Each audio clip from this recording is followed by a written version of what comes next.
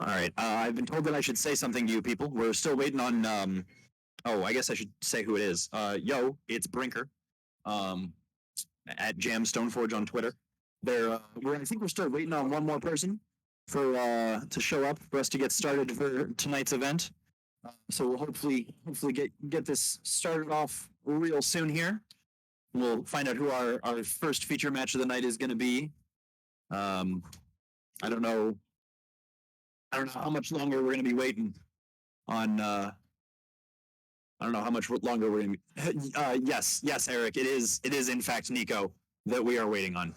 Uh, it's always Nico. Actually, last week it wasn't Nico. Um,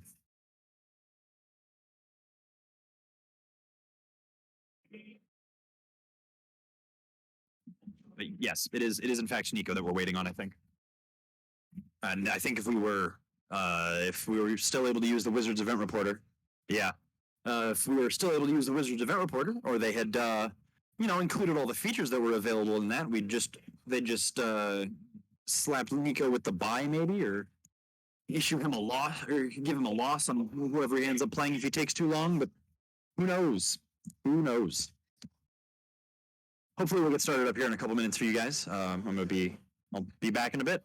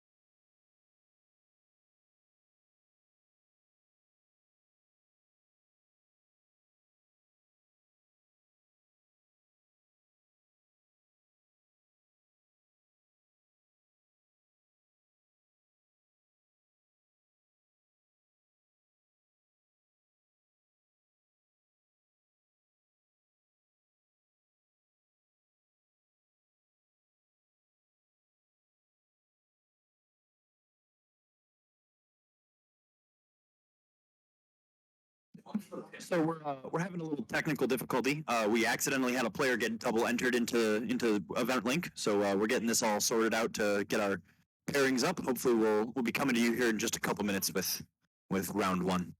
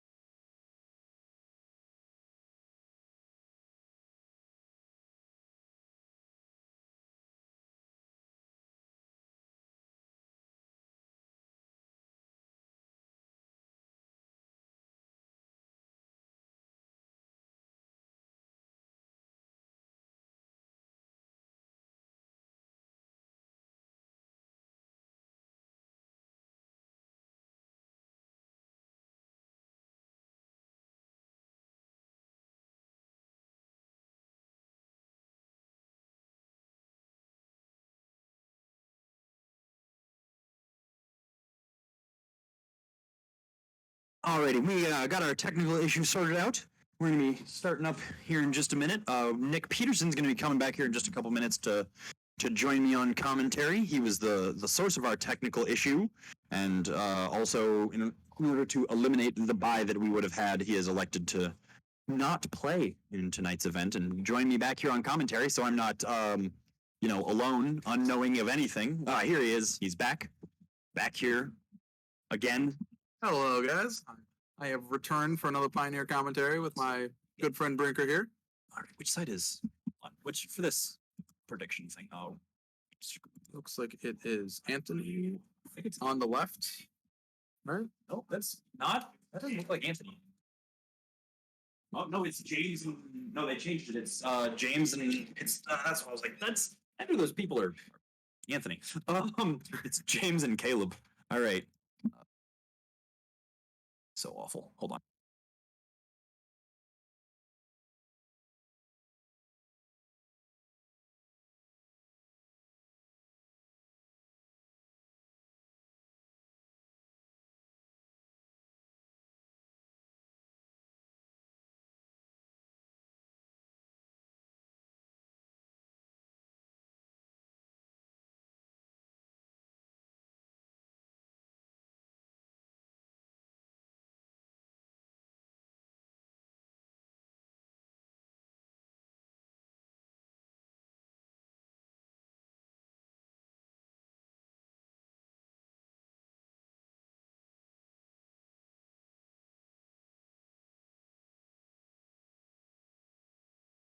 So our decks, our first match here is going to be between James on black red mid range and Caleb on mono green storm.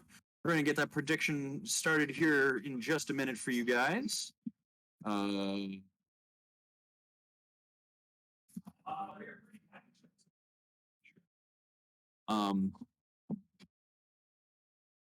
Yeah, both of these decks completely unaffected by the ban that we just had as of today. Was it released or was it yesterday? No, that was this morning at Okay. the not the most disappointing BNR announcement I've ever seen in my life. But man, that was really I'm really happy for Pioneer. Y'all got some action. But that I am not happy with what they decided to not do in Legacy. Like, holy cow. I will say though, Pioneer players definitely got to be happy to see Winota gone. You can definitely play some different types of strategies. I feel like a lot of aggressive decks fell on the wayside due to a lot of just really cheap removal. I think Mono Red was one of the ones who was more resilient. Same with is it prowess? But is it also just getting the hit there? So I don't. We'll see how often that deck pops up now with that. All right, so I wanna ask you, Nick. Yes. Who do you think is favored in this between our black red mid range and mono green storm, which I refuse to call it mono green devotion because storm sounds. So James playing a mid range deck, so against a pretty unfair deck. So he's very unfavored game one, like you typically are in mid range decks. Yeah. Depending on his board, you can make it a lot 45% against the field, as they say. Yeah. The addition of Damping Spheres really stops Caleb's combo. So, and Caleb, if he didn't change it from last week, only has one Beseiju in his deck. So, multiple copies of Damping Sphere kind of slows him down. Caleb here showing us his hand. He's got that overgrown, that one of overgrown to him in his opening. So, set up for his combo. But the clock that comes out of the red black mid range deck's nothing to laugh at. So he can steal game one, especially paired with a well timed Thoughtseize. The beauty of this deck too, when you do not need to Thoughtseize on one. It's like in this format, it's just not really that good to Thoughtseize on one most of the time because none of the threats you really care about are on two or one where you need to stop it. So he can deploy threats for the early game and then just take like the Cavalier Thorns the turn before he plays it, or take the Karn, the Great Creator and stuff like that before he plays it. So as long as he gets a good clock and like a well-timed Thoughtseize, he definitely can come back. He can definitely outrun this deck game one, even though it's not always in his favor there. Gotcha. So looks like we got that turn one Llanowar elf.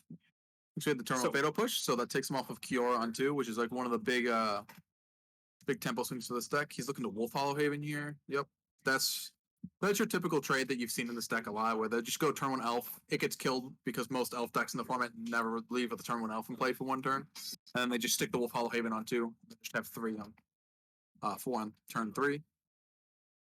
You really want to hit like a Kiora here, if you're Caleb. Old Girl Troll's also really good here. 4/4 is really hard for James to deal with. He'd have to make another blood token to be able to kill the troll, but even then, killing the troll feels so bad. Just because it just continues to ramp him. Yeah, right? it keeps his devotion in play and makes one of his lands tap for more. I know James was digging for a Weathered Waystone, or is that the card? No. Weathered Runestone. Weathered Runestone. Thank you. Yes, was digging for a Weathered Runestone right before our event started here, so he might. Yeah, that card's actually really good against this deck because it stops Storm the Festivals, which is a huge part of it. And it stops Cavalier actually from putting lands into play, doesn't it? Because any card can't be. I don't know. We should have Scryfall pulled up, so that way we can. And I should learn how to spell. That card is seeing some more play in Pioneer. Normally in formats like Modern and Legacy, you'll see things like Grafdigger's Cage to stop those types of effects. But for whatever reason, Pioneer seems to have a critical mass of cards that just aren't creatures coming in from the library. Yeah, it does say non-land permanent cards. I never really paid that much attention to this card because it's just generally worse. Grafdigger's Cage. Yeah, it notably stops Parhelion from coming into play. Yeah. Tiggers does not because it stops creatures and it's not a creature. Yeah. Okay. Yeah. Yeah. James did also mention it being good against Greasefang. Greasefang. Thank you. Yes, I'm so good at remembering words. James did find his Kalitas here. Now that he's got Kalitas, because Kalitas exiles, if I'm not mistaken. Yes, Kalitas is a replacement effect on exile, and is Troll. I think they both compete for the. Because I believe the they're replacement exiles. effect. If I Troll believe is also a replacement effect. Troll. Old dash growth. So Old Growth Troll is a dies trigger. Oh, so it wouldn't get the Kalitas because Yeah, no, Kalitas will stop it. Yeah, that's what I'm saying. So Kalitas will replace that and make it not. Wow, that is. I mean, an army of trolls is probably a pretty good thing for waiting for Caleb to overrun this Kalitas. This is actually the funny part about this deck is it is a combo deck through and through. Like it has a really good combo, but there's nothing to laugh at of them just casting 3-drop 4/4s for several turns. It is a very quick clock and it's really obnoxious to deal with from the other side. Yeah. I did see a Dreadbore here. Let's see if James realizes the Dreadbore just exiles it and makes him a 2/2. But I would assume, he's going for the kill on the thing there. Yeah. Yep. So they know how it works. Alrighty. I would be most surprised if when I first met James, he was very much on Jund a lot. So back when they played Kalitas all the time. Dude. So The good old days. yeah, I don't think I need to tell you about that. So I would imagine James is acutely aware of how Kalitas works with kill spells. If I'm James here, I would love for my last card to be a Chandra Torture Defiance, just to swing in with that Goblin Shaman, make the treasure, Chandra Torture Defiance, clear another Old Gold Troll. That's got to be the dream scenario here. I don't believe he's had it. I feel like his play would be very quick here. Oh, I would imagine so. Do you think he's maybe considering holding back because he still has that blood token? Do you think he was maybe considering holding back the Kalitas and the Who's countering Kalitas? Okay, counters on Kalitas to gain him some life. Do you think he was maybe considering holding back the Blood Tide Harvester? That's the thing that made the blood token, right? Yeah. So do you think he was maybe considering holding that back to be able to use that plus Kalitas to block and kill a troll? So unfortunately, Blood Tide Harvester has the effect to do that if like negate for each blood token you have, like 2 for each one. It's unfortunately only usable at sorcery. That's really much less good. But I will. That card would probably be cracked. 4 Old Growth Trolls, kind of crazy. I will say James did gain a good chunk of health, and James can actually make a second Blood Tide Harvester with his Kiki Jiki, and then stack it immediately. Eat a troll immediately. Yep. Yeah. Yep. Yeah, I was gonna say that. He clearly sees what's going on here. He's gonna get himself another zombie, and I think pump this Kalitas up to and it looks like Caleb's just he clears his only blocker. Yeah, and then just cracks in for lethal without even having to pump the Kalitas. It looks like. Yeah. So that's honestly what you want to see for James, for the mono green deck to just be trying to play the fair plan of playing a bunch of 4/4s for 3. It's I'm on the predictions. I was gonna tell other people they should get in predictions so I could steal their points. But yeah, so That's exactly what you want to see though from James's deck. You want to be able to have them be trying to do their fair play, not being their I'm playing 100 cards in the turn to win the game on the spot. So you'd say that James is probably favored in over the cross in his only needing to win a best of one now. Yeah, out of the post board games, I think James gets a lot of points here. He's also just has a lot of main deck answers for like the things that are typically hard to answer out of this deck. Like he's got Dreadbores to deal with the 2 walkers in Karn and Kiora that they run. He's got so squeaky. He's got Shinaga Torch Defiance that kills like Old Growth Troll and stuff like that. Kalidas, which actually stops 2 of their abilities, I believe, because I believe that would also stop Cavalier's ability. The dies trigger on Cavalier, yes, all the Cavaliers are a dies trigger. Yes, so they'll also stop. Yeah, so it also stops Cavalier. Now that I've said that, maybe I'm wrong. I'm pretty sure. So it's actually pretty. It looks a lot better for James post board for this, especially because he could be boarding into things like. I don't think he would for this matchup, but I don't hate the thought of bringing in Go Blanks. Cavaliers are dies triggers. Okay, Cool. So yeah, it would stop. Kalidas does stop that as well. I mean, is the almost eternal, or is the almost regrowth really the Noxious Revival? That's what it is. It's a Noxious Revival. Is the Noxious Revival really that big of a deal in the matchup? It makes it so you're not drawing blanks after committing threats. So like Okay. you play it, he can mill through threats and then keep buying back threats. So you're just every turn have a threat. Okay, that's fair. There's been plenty of games I've played with the deck and against the deck where they've played 1 Cavalier, milled 2 Cavaliers, and it just feels abysmal to come back from because if you deal with one, they grab another one, put another land into play, and they're ramping each time they're doing it. Gotcha. Yeah, that makes sense. It also, when you hit multiple Cavaliers like that, it gives you multiple looks to just bin a Storm of the Festivals. And binning Storm of the Festivals in that deck just feels super free because you just essentially drew a threat because of its flashback by ramping and having a big fatty come into play. Gotcha. All righty. Well, unfortunately, we're too far in for me to be able to steal people's points on this thing. I just wanted to steal people's points. All right. I know. I keep bringing it up, but I'm disappointed in Eric specifically. That he didn't bet any points.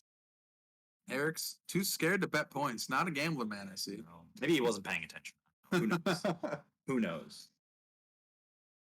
Trying to call him out to, so I'm not the only one doing this. Because you can't, because we're logged into your account. Me as the mod am not able to bet. Yeah. The mod that initiated the thing. Looks behind the scenes. Pay no attention to the man behind the curtain. Cooking dinner, lol. I don't care, Eric. You gotta be on top of this stuff. I probably should not have done that. It's probably really loud on the mic. We apologize. Yep. Yeah. Anybody listening on headphones, I apologize. If anyone's speaker stopped working, I also apologize. If the speakers stop working, they don't know that. Yeah, I guess they won't know. Yeah. I guess they wouldn't, would they? Yikes. Well, I'll apologize. Maybe they'll watch the YouTube VOD. James does put these up on YouTube, so they'll be none the wiser. It's fine. All right.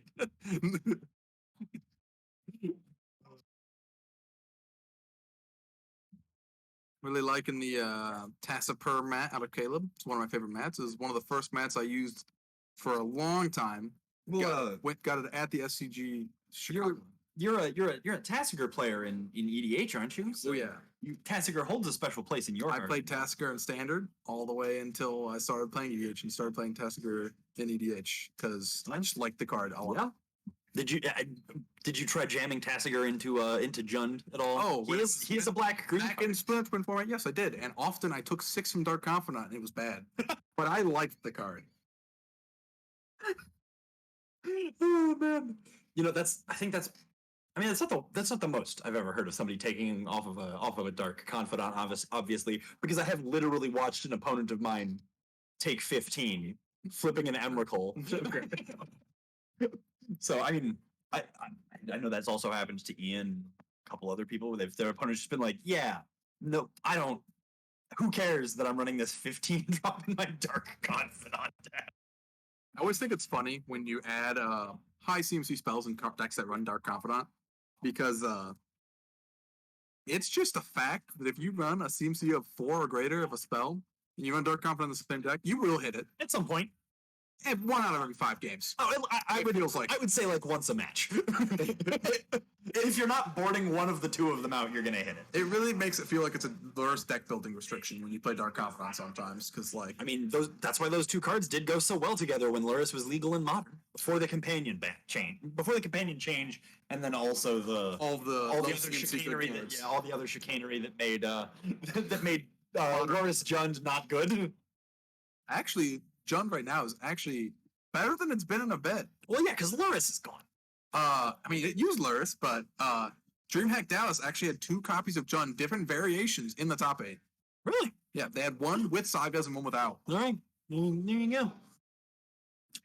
Looks like there's that weathered runestone we were talking about at a James's sideboard, and Caleb's having to read this thing because he's also not expecting to see it. Yeah, this card's kind of strange in this matchup. It's particularly good against Storm the Festivals, and well, so one thing that to note is it does still let Caleb hit lands off of. Yes, but when the Storm the Festivals no longer puts threats in play, the deck has a lot less gas to back up on. It is a lot worse. That 6, 7 mana? 6 mana and then 10 on the flashback. Yeah, well, can't even do the flashback. Yeah, as long as this runestone's chilling. Yeah, so 6 mana get 2 lands is a lot less powerful. Yeah. It also does. I do believe. No, it wouldn't stop the combo. Looks like James did hit the go blank here. No, because it that just loops through things in your hand. Hand in exile. Yeah. And it pulls things out of exile. It's not even casting them from there. Go blank. Target player discards 2 cards. Yep. Okay. Cool. Kind of unfortunate to do this after the Cavalier, just because you'd like to hit more cards out of the graveyard in case he does MtG or rather Runestone. As well as you want to do it when he won't be able to get something when you kill the Cavalier. Because now looks like he milled his Beseju. Okay, so James doesn't have to worry about that at least. He does if he grabs it off of Cavalier dying. That is fair. So Although if that's what he wants to do, if we can get that Kalitas in play again, yes, the and then kill it, then there's no dice trick. I also don't think James is too worried about like the Weatherstone going, because the fact that it only can get destroyed on Beseju ramping James and being like a minimal hate piece in this matchup, where it's like I'm not locking out the game by any means with this card. I'm just stopping you from doing some of the things that are oppressive for me to deal with. Yeah, just the real crazies. Yeah. Looks like we might see Caleb turning on that layer of the. Yeah, he might be turning on a layer of the Hydra to. Oh no, he's tapping it for something. I thought he was going to maybe No, he is animating it. I know. For 1? For 0? Oh no, there's a Wolf Willow Haven. There's a Wolf Willow Haven on that. Yeah. On that force. So yes, it is presently for 1, which is an interesting decision into James's 2/2. Have some form of combat trick where if he blocked with the 2/2, he gets to eat his 2/2. Is that what he's going for? I mean, you can reactivate it again, and it'll go up to being a 2/2. Oh, so you don't have to And you spend trade. money. Yes, and you can make it trade. Because James does have that land up there, so if he has Fatal Push, he could. If you put too much mana into it, he could just push it back, get it out of there. Looks like James is going for the life preservation. Yeah, the And 5 to and Caleb's gonna get pushing it to 3. 3, so he'll get in on James for 7 there. Not looking good for the mid range deck. Okay, well, just dealt with an old growth troll. So more of a saga there. You know your opponent does old growth troll sack the land, or is it the sack the enchantment? It sacks the whole land. Oh, okay. So that would be a reason to not put it on the same land as the that would be the reason to not put it on the same land as the Wolf Willow Haven. Hey, and James hits that Kalitas we were talking about. So maybe we'll next turn, if Caleb's not able to answer it, we'll see a degree of stabilization. James might be able to Yeah, I think this is like the pivotal point. James just so I know what yeah. James is, I think, looking up what maybe reading how it interacts with. How did the old troll go? Yeah, that's what I'm trying to figure out right now, actually. So what's going on there? Is there a fatal push? Did the token die to the and then he fatal push something? No. I just think I see a fatal push at the top. Yeah, that fatal push killed the troll last turn. That's why I'm confused Is here. it a man? Oh, Weathered Runestone. It can't enter. All right. Our table manager filling us. Yep. Duh. We were just talking about how it's good. That's why his card's so good. Turns off those runestones. It looks like So James gonna gain 3 life and get a token here? yeah, that's gonna get exiled. That is in fact gonna get exiled, and James is gonna get a token. I don't think Caleb realized that was what was gonna happen there. Looks like our players might be discussing whether or not that is in fact the interaction. It is in fact the interaction. If they're uncertain. It's fun enough why he would go for that attack again when he could just pump the rest of the mana and do it and at least trade with the Kalitas.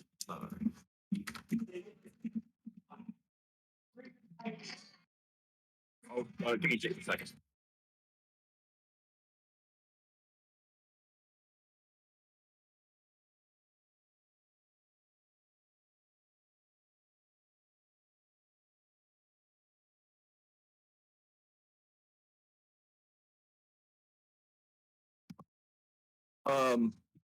Yeah, sorry. All right, so Yeah, what? Yeah, to tell them that it works. All right.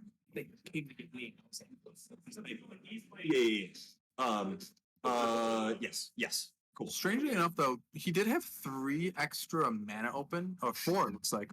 He could have just paid that extra 4 to just be able to attack safely into this Cletus. I'm kind of surprised he just did the 1 again. Yeah, especially when he's not. James was not holding up a Mana. any mana there. Yeah, and I think it was probably short enough because I got it right away.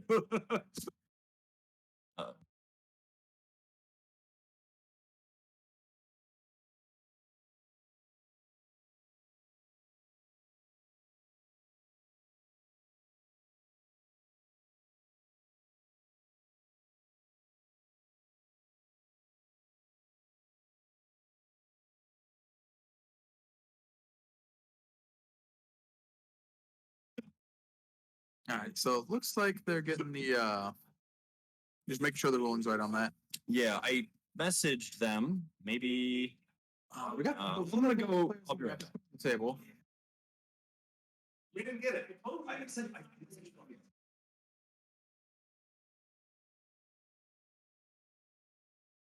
Okay, they just came back to double check. What?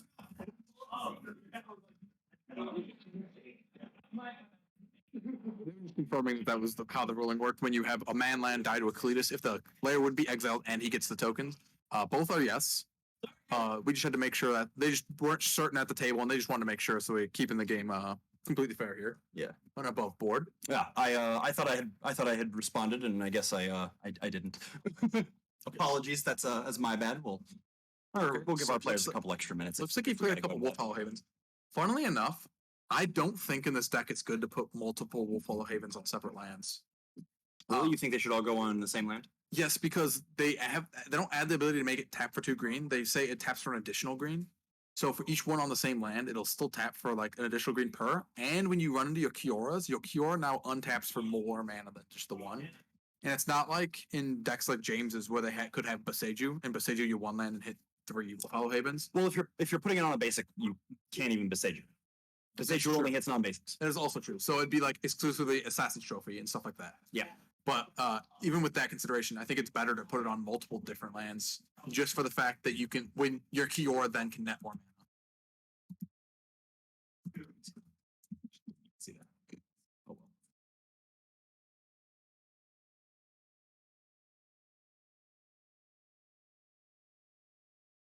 Yeah. But it's looking really bad for Caleb here. Looks like he's probably just start using these for 2/2s. I mean, I think he has to, right? I have a pig. I actually was gonna play that. Is it Phoenix today? We had an odd number, so I opted to help with the coverage. And I was gonna go 4 copies of Visit Charm just because Visit Charm's card disadvantage when you're using the looting mode, which is what you more often want to be doing with it. Sometimes you Spell Pierce and sometimes you kill a card. I think this person's actually asking about specifically in 4C Ascendancy in the Jeskai Ascendancy deck. Oh, You're talking about in Phoenix, which I was going to ask you about at some point if you wanted to share your secret spice. Okay. That you were going to be on or not. Do you have any thoughts on the 4C Ascendancy deck? Do you know? I don't know if it's a clean swap. It's probably, if you had a tournament this weekend, like if you were going to the Lansing event, I'd say that's probably the closest you're going to get. because you more than likely have more cards that you're gonna want to pitch that are just like fluff, like extra lands and stuff that you're not gonna be worried about when you're comboing. Yeah. It just unfortunately doesn't do the same thing before your combo. So I don't know if it's gonna be a clean swap, but if I'd say if I was going to an event this weekend, I would probably do that, just because you don't have a lot of time to test with it, and I think that card is more often fine when you're doing a combo for doing that. But the difference between that and iteration, the big difference is Iteration goes up cards, whereas that actually goes down cards. yes. Yeah. So, yeah, I mean, it's.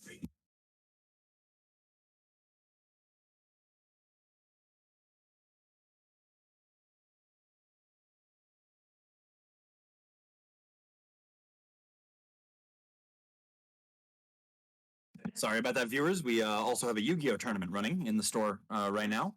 It looks like James was able to clinch this one. Yep. We might try to see if we can get him back here to ask for some thoughts out of him on this one, and maybe see if we can do something about getting another match to up over here into the feature match, so we're not. Oh yeah, James has all the good cards for this matchup too. Looking at his board plan, like this is the big determining factor in a lot of the mid-range decks in the format. Is what they have packed for what decks. James has a pretty good board plan. He's got the Damping Sphere, he's got the Weathered Runestone, he's got Noxious Scraps, which is an all-star in this matchup, as well as it looked like Feed the Swarm on top of that. Margaret is actually is a pretty good deck right now. It's not super strong into decks that are trying to be heavily interactive, just because there's a lot of accesses you can mess with it on. But it is pretty potent against a lot of the non-interactive decks. Like when you're playing against Mono Red Prowess, they have a fine line of killing you by like 3, 4, or 5. And if they don't kill you in that range, the deck just completely takes over. As well as we also didn't see out of Caleb any explosive draws here where he started doing this combo. He got to the turns in which he would do the combo, he just didn't see the cards for it. So it's also just an unlucky scenario, and that's just what you do when you're running a kind of combo deck like that. You have to lose points sometimes to not drawing the combo pieces you needed.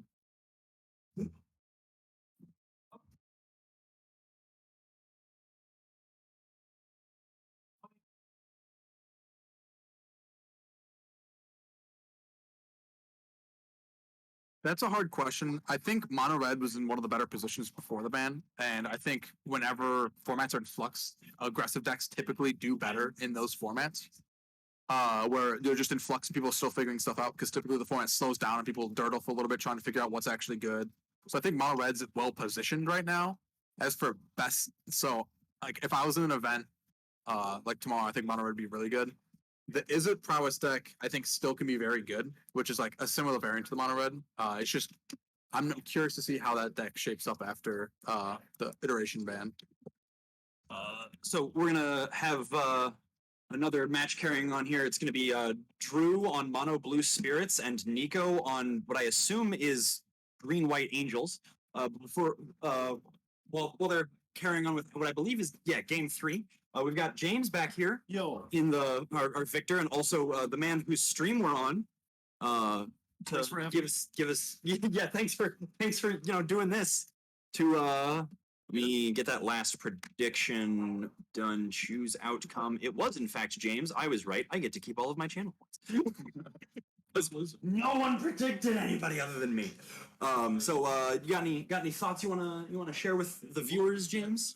Last second, added in a Weathered Runestone to my sideboard because I got a couple sideboard spots freed up from Winota being banned. We got to see it in Game 2, and it's not the old growth troll that I didn't even think about. But I think Kalidas is busted in the matchup. It's kind of essential because a lot of the creatures have dying triggers, and then having Go Blink to rip apart his hand too early. That helps a lot. The Weathered Runestone actually got us too, because we were back here trying to figure it out because Caleb just moved the old growth troll over to the graveyard, and Nick and I were both just like, what's going on? And Reds were trying to figure it out. Fluffy puts up Weathered Runestone on the thing, and we're like, of course, it was Weathered Runestone all along. It's a one-of, but it's good, I think. Okay. And Fable's better than I thought too, because you just get to make a bunch of copies of stuff, and then with Trespasser, we saw in Game 2, I get to attack for a bunch and then gain 3 life. Yeah. It's Fable takes a little time, that's why I didn't like it previously, but like it's worth it.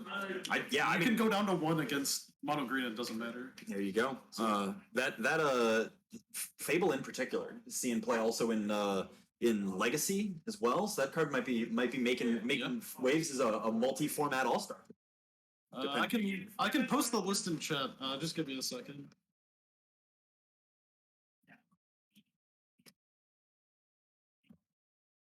All right, well, I'll let you guys get back to it. Okay, cool. So it looks like we're on turn 3. Nico has, I believe it's a Kiata. No, that looks like that is something from the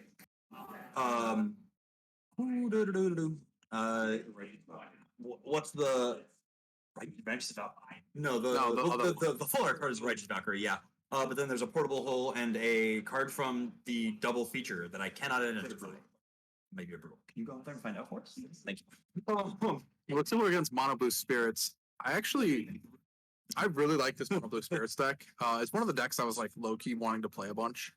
I think it's got a bunch of really good answers to the they just stick a bunch of really annoying threats and have a lot of protection for them. It's the only like classic like Delver style deck in this format where you're just kind of sticking a really low to the ground threat and just hitting them the whole game with it until they die.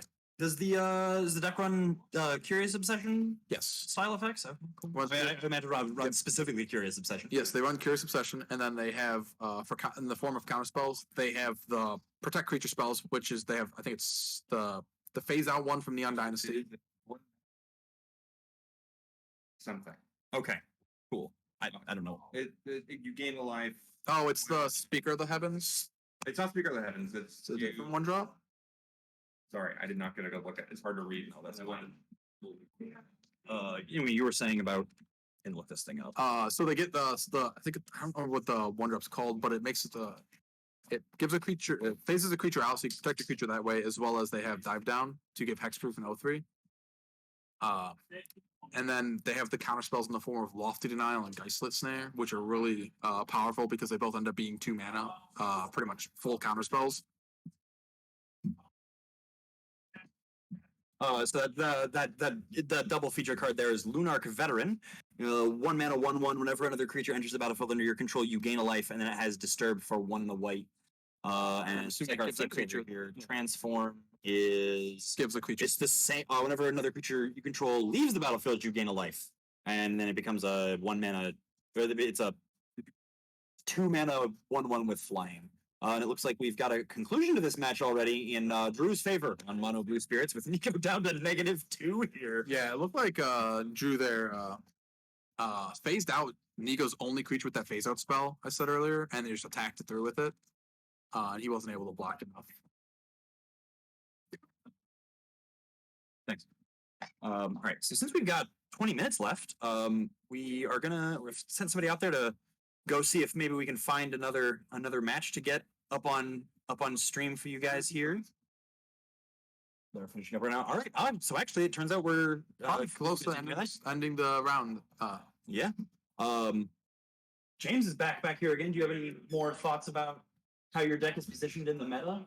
I think it's better. I kind of want to play on Nixilis again. Oh yeah. And then you go back to the red black sack deck because that deck couldn't beat Winota. But you don't have to worry about Winota as much anymore. So There you go. Yeah, I feel like there's a lot of decks that were kind of bullied into not being very good because they just couldn't beat Winota. Like Winota would just get to turn 3 if you didn't root the dork and you kind of lost on the spot. That was a thing. That was a thing I was hearing. I think a lot was that Winota was kind of a terror in the format. And the funny part is, Winota was a terror in the format, but when you go to events, it wasn't the top table most of the time. Because everybody was sideboarding against it. So People would hate it or had like really good strategies against it because pretty much anybody who went to an event had to beat Winota. That was just the goal. You have to beat Winota. Everything else is you just want as many other points after Winota. But Winota was like I need this. So like a lot of the decks were like Mono Red Prowess, Is It Prowess, Phoenix, stuff that could beat Winota just by removing all their creatures and hitting them in the face Okay. pretty quickly. And then Mono Green Storm would just try to ignore them and hope they didn't kill them in time, and then do their combo. It's a terrible match. It's not good, but they could. Well, I mean, it's not a matchup anymore. yeah, no, mono green. That was Mono Green's work. 100%. Winota did keep some decks in check, but like Yeah, it definitely. But I think the format now has a lot more room to do slower strategies because it's not the looming threat of I'm dead on 3 or 4 every game All right. against that deck. Okay. All right. So we'll be back in. We're gonna take a couple minute break here. We'll be back in just a couple minutes.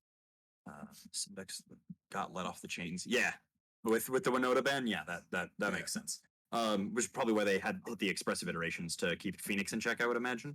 Yeah, I would also imagine Bant Spirit's actually making a comeback because that was one of those decks that was super good clock with good interaction. Just couldn't interact on the right intervals for Winota. Like often Gotcha. Spell Queller was too slow because they did it on 3 before you hit your 3 and you go, oh, Spell Queller doesn't counter anymore. Gotcha.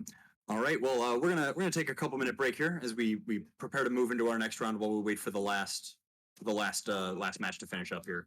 We'll be back in just a couple minutes.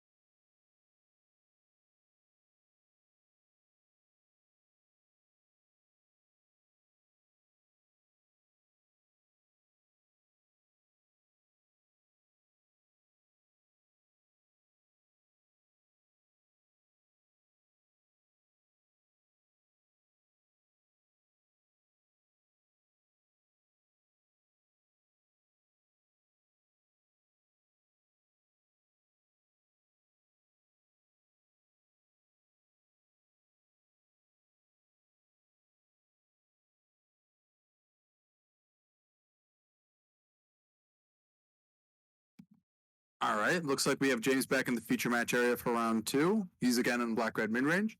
And we have our one of my good buddies. His name's Josh. He's going to be in this feature match opposing him. He's that is going to be on the Lotus Field combo deck.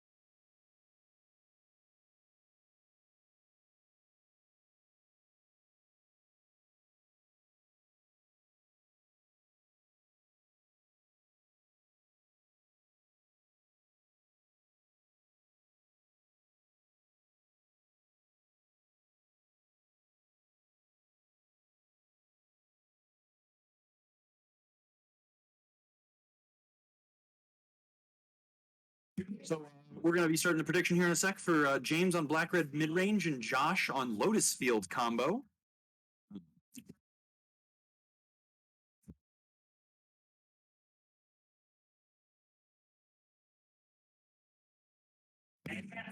So we got that prediction. Holy mod abuse. Yes. Wait, mods are mean. What did we do? Fluffy band followers. Oh, neat. Yeah, cool. Yep, we're all terrible. Yes. We are playing with. They said that it was implemented in the ban restricted announcement from today was the ban restricted announcement from today was going live at the same time that they announced it. So we are in fact playing on a no Winota, no expressive iteration Pioneer. So you will not see any expressive iteration coming out of the Lotus Field combo in the event that was a card they play. I think it was, right? Or was it not? I cannot believe they played that. No, they weren't playing They're red. mostly green, blue, and base. Sometimes they ran Galvanic Iteration as one of their combo pieces, so they could go Galvanic Iteration, double approach to the second sun. Gotcha. Well, since we're coming back, I forgot we should reintroduce ourselves. You're Nick Peterson. Yep, I'm Nick Peterson returning to the coverage, and we got right over here. Yeah, I don't know if we're gonna do that. Robert Brinker back over here. Jam Stoneforge on Twitter. Nick's not on Twitter because he's a sane human being who values his sanity. I'm just some not old guy that doesn't use Twitter but still is in IT. So convince me why that's a good thing. So I have a question. Which of these decks? I'm gonna keep asking you this at the beginning of each one, so I can know how to wisely spend my channel points. Which of these decks would you say is favored in this matchup? So give me your knowledge to my scrub pioneerness. The hard part about Black Red is it's just a 50-50 deck most of the time. You get points by knowing the format better and stuff like that. And for that, just because I know Josh is newer to the format, I'd probably lean towards voting boosting James here. James also has good interaction for him. We saw one of the cards that he boarded in when he was boarding out, which was Damping Sphere, which is extremely good against him. Looks like James is opening a turn 1 Thoughtseize. Josh doesn't have access to field right now. He has double Thespian though. He might be trying to shimmer into a Lotus Field. Okay.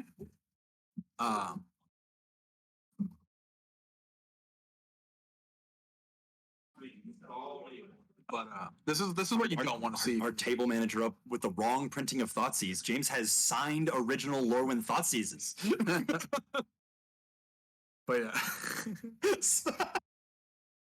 Right art, wrong print. Yeah, I mean, what you don't. Yeah, if I'm James here, I'm actually kind of looking.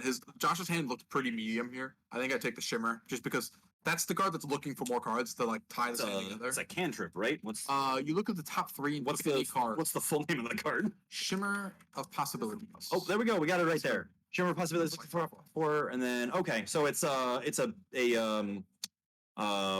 strategic planning variant. Yeah, except it doesn't go to the grave, notably, so you're not bidding combo pieces. Yeah, so this is a really good start from James. The turn 1 Thoughtseize, he probably just didn't have anything on 1, just to pick apart Josh's hand so he can't set up the literally just stops him from setting up the like early combo. Josh, sadly deploying a 1/4 here. This is kind of like a plea of my hand's not very good right now, so I'm going to and James just hitting it with the Blood Chiefs there so he can get in on keep getting that damage in. Or start getting the damage in. Josh is trying to stop himself from taking damage, but it's pretty awkward because game 1 against this deck, the deck has a critical mass of kill spells because it's a black red midrange deck. That's what normally interaction point is for most decks. Sounds like a whole lot of cards that don't do very much. Yeah. Josh is unfortunately here in a position where his hand's not that great, and all he's going to be doing for the next couple turns, unless he draws something, is deploying creatures into removal spells. Yeah, that feels probably not great as the combo deck. Yeah. If Josh draws a Lotus Field here, though, it could be pretty good. He's got the Vizier in play, so he could float 2, play the Lotus, sack the 2 lands he wants not to use, untap the Lotus with the Vizier, use the 2 mana to activate the Thespian, and then have strings to start a combo turn if he draws into like that string of cards. It's not like he would have had to have drawn fairly well from this point to see that type of interaction game. But It's something that James might need be a little concerned about. Looks like that's the Graveyard Trespasser. Graveyard Trespassers. Thank you. So that's the looks like Josh reading that card because he Loses one here from the graveyard. Josh is really looking for like a Lotus Field here to just start doing some good old Lotus Field stuff. do you think if Found a Shimmer. Shimmer's a good start. 4 cards deeper. See if you can find it.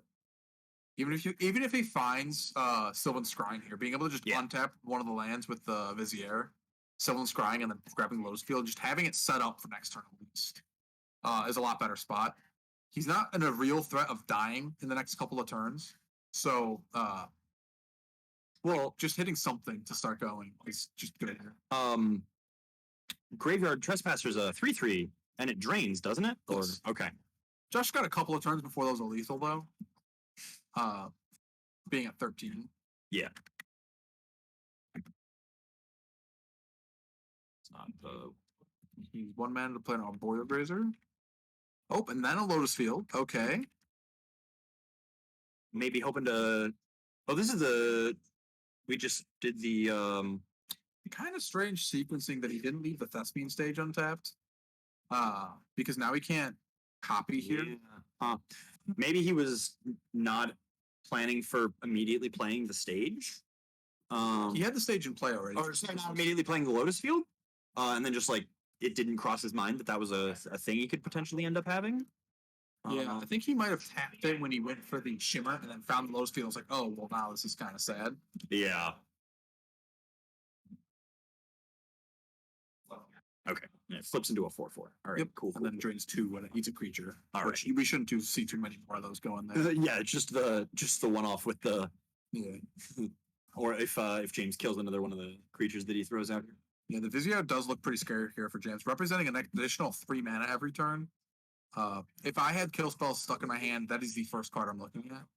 Yeah, because the extra mana that's losing the velocity is also for the off the cycling is also not terrible. Like the fact that he did lose that cycling isn't, I imagine, not irrelevant. Looks like I do expect that play because now he gets to eat it with the Graveyard Trespasser as well. Get 4 points through instead of 6, but he stops him. He inhibits him 3 mana for next turn. Shouldn't James have lost the blood tokens for that? No, they don't sack the blood tokens to use his ability. What? It just sacks a blood tide He harvester. sacks himself. That's crazy. This card's bananas. Man, if that card didn't have the sorcery street restriction, it would be cracked as hell. Josh, road bumps to 3/3. Yeah, I mean, is that I don't. is that really necessary? Do you just like keep that around for when if that thing flips into a 4/4? See, the problem is it's giving James a use for his spells when he draws more kill spells. I'd rather get the 3 life when I can guarantee I get life out of it. Okay. Oh, Josh got a blue floating. That's the scariest mana to leave up because that means that could Vizier? that can mean strings or Vizier. Yes. Looks like he's Lotus using it. Fields. That's Yep, a hidden strings. strings? Yeah. Yep. Okay. So untaps 2 Lotus Fields.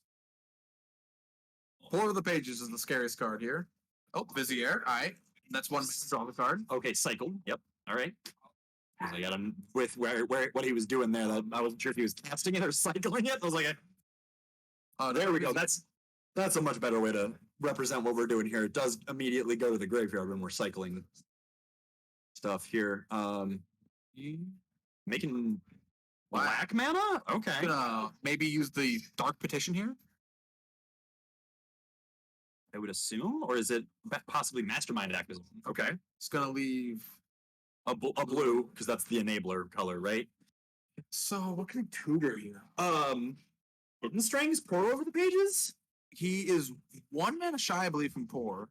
It was pour 5? Okay. It's Pour's 5 and untaps 2 lands, so that's 1 mana under. Okay. And that's 1 mana.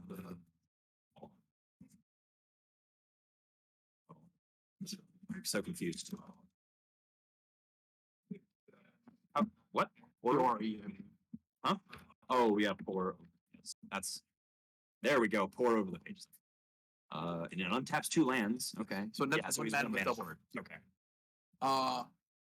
He could just be grabbing it and waiting. I don't. He's not that next turn. I don't think there's anything in James's deck that kills him next turn.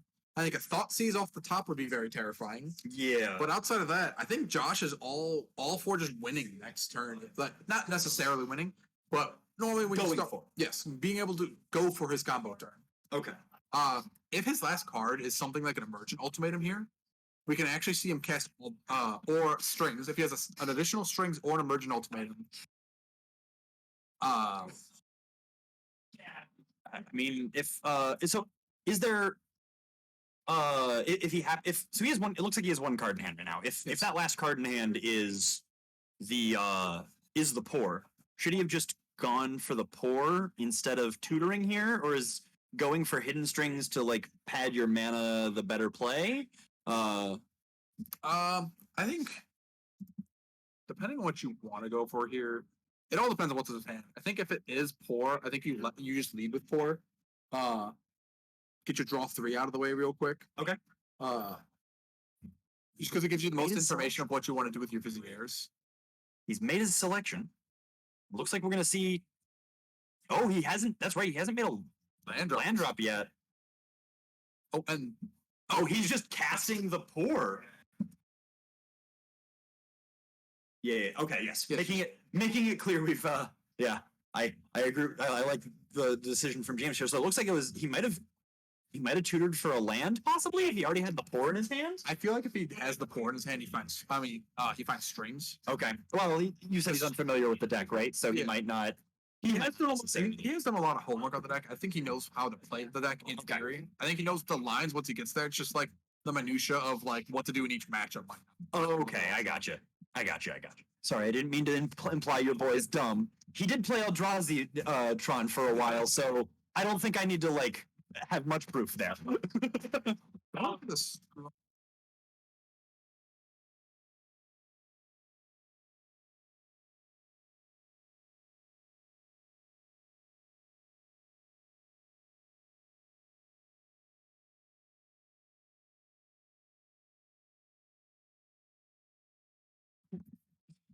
This Seiju off the search. I was honestly expecting like an Otawara or a mostly an Otawara here. Not entirely sure what that is for. Maybe just a land drop. Concerned about your opponent. And this could again be the match knowledge.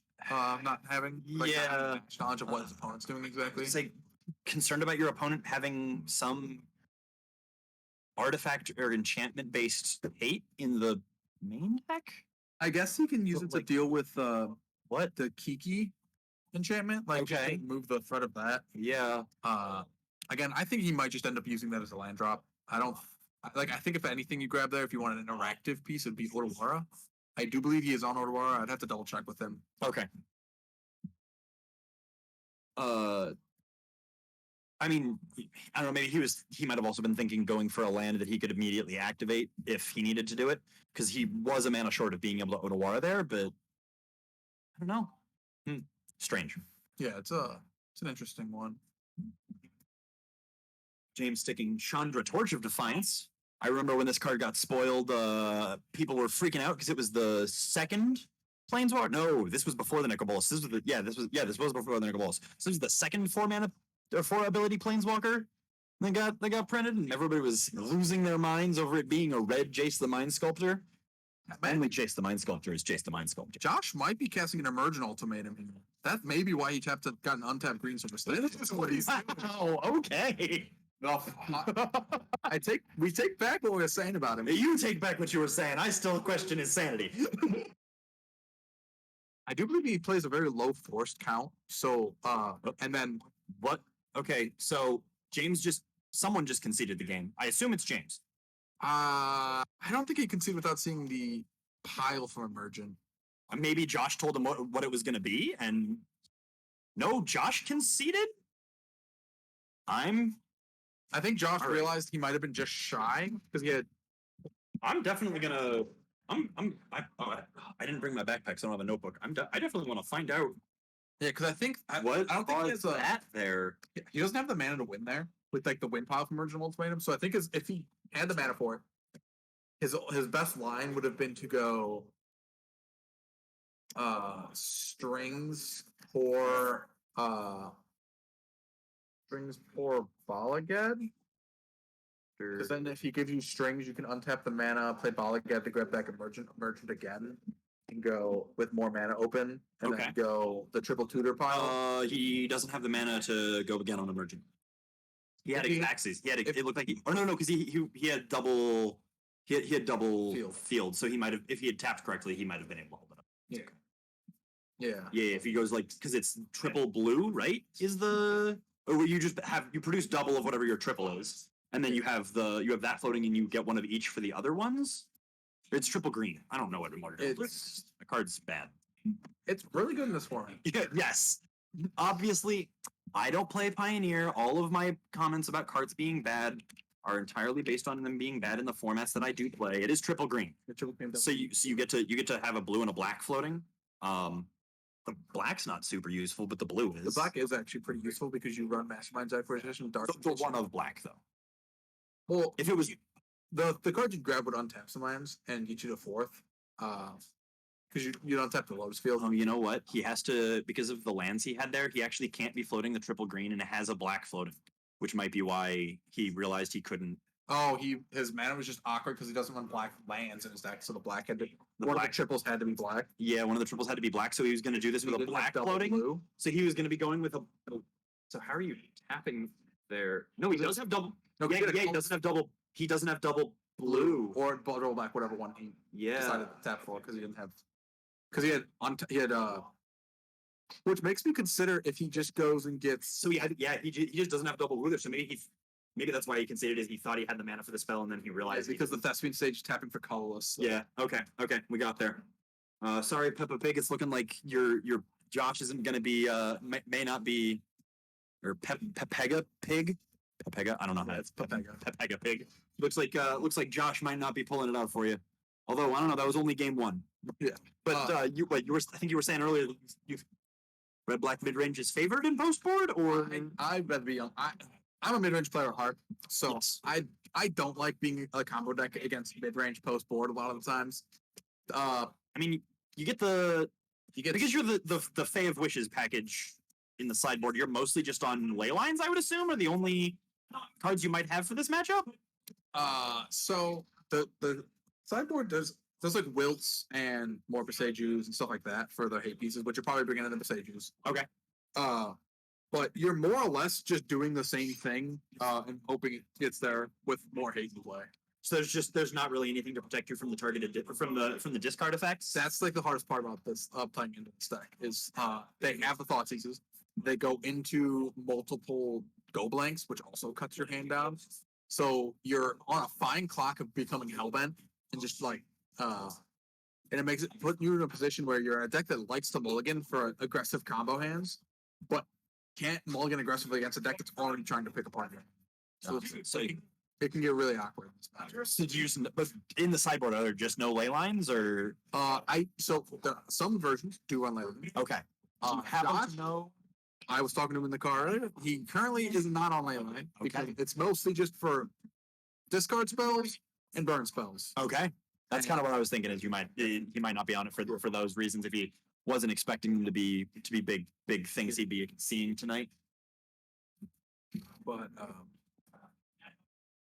I will say, even through all the hate, though, this deck is super resilient into hate. A lot of the hate pieces against the deck do feel very mediocre because a lot of them are static in play artifacts that like stop or enchantments that Beseju just answers, and you get to find Beseju with cards you already run, like Sylvan Scrying. Yeah.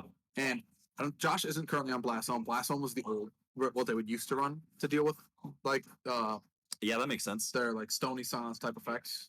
But now, but Beseju is just better because it also makes colors that you can it be makes interested in. untapped green on one for our Boreal Grazer. Yeah. Because our Boreal Grazer into land into turn 2 Lotus Field is one of the best openings out of the deck. All right. Well, Josh here leading on a Thespian stage, and then James following it up with on his turn playing Hive of the Eye Tyrant with no turn 1 play. Holding the Thoughtseize maybe, or just don't have one. Like, would you? If you have it, would you fire it off here on turn 1, or would you hold it? If I was doing nothing with my turn 1, yeah, You just fire it off just to maybe hit that Sylvan Scrying that we just saw there. You can really inhibit this deck by stopping. Like, I think that last game, a lot of it was determined by Josh keeping a kind of slow hand on the back of a shimmer and losing the shimmer before he played it. Okay. So I think like if you can slow like in mid-range piles like this, we have 3-2s for 2 and stuff like that. We have a bunch of good like reasonable threats on curve. Just tempoing them out of their like fine cards pieces and then just beating them down where they get like a 2-turn window to combo on like when they can. Feels pretty big. All right.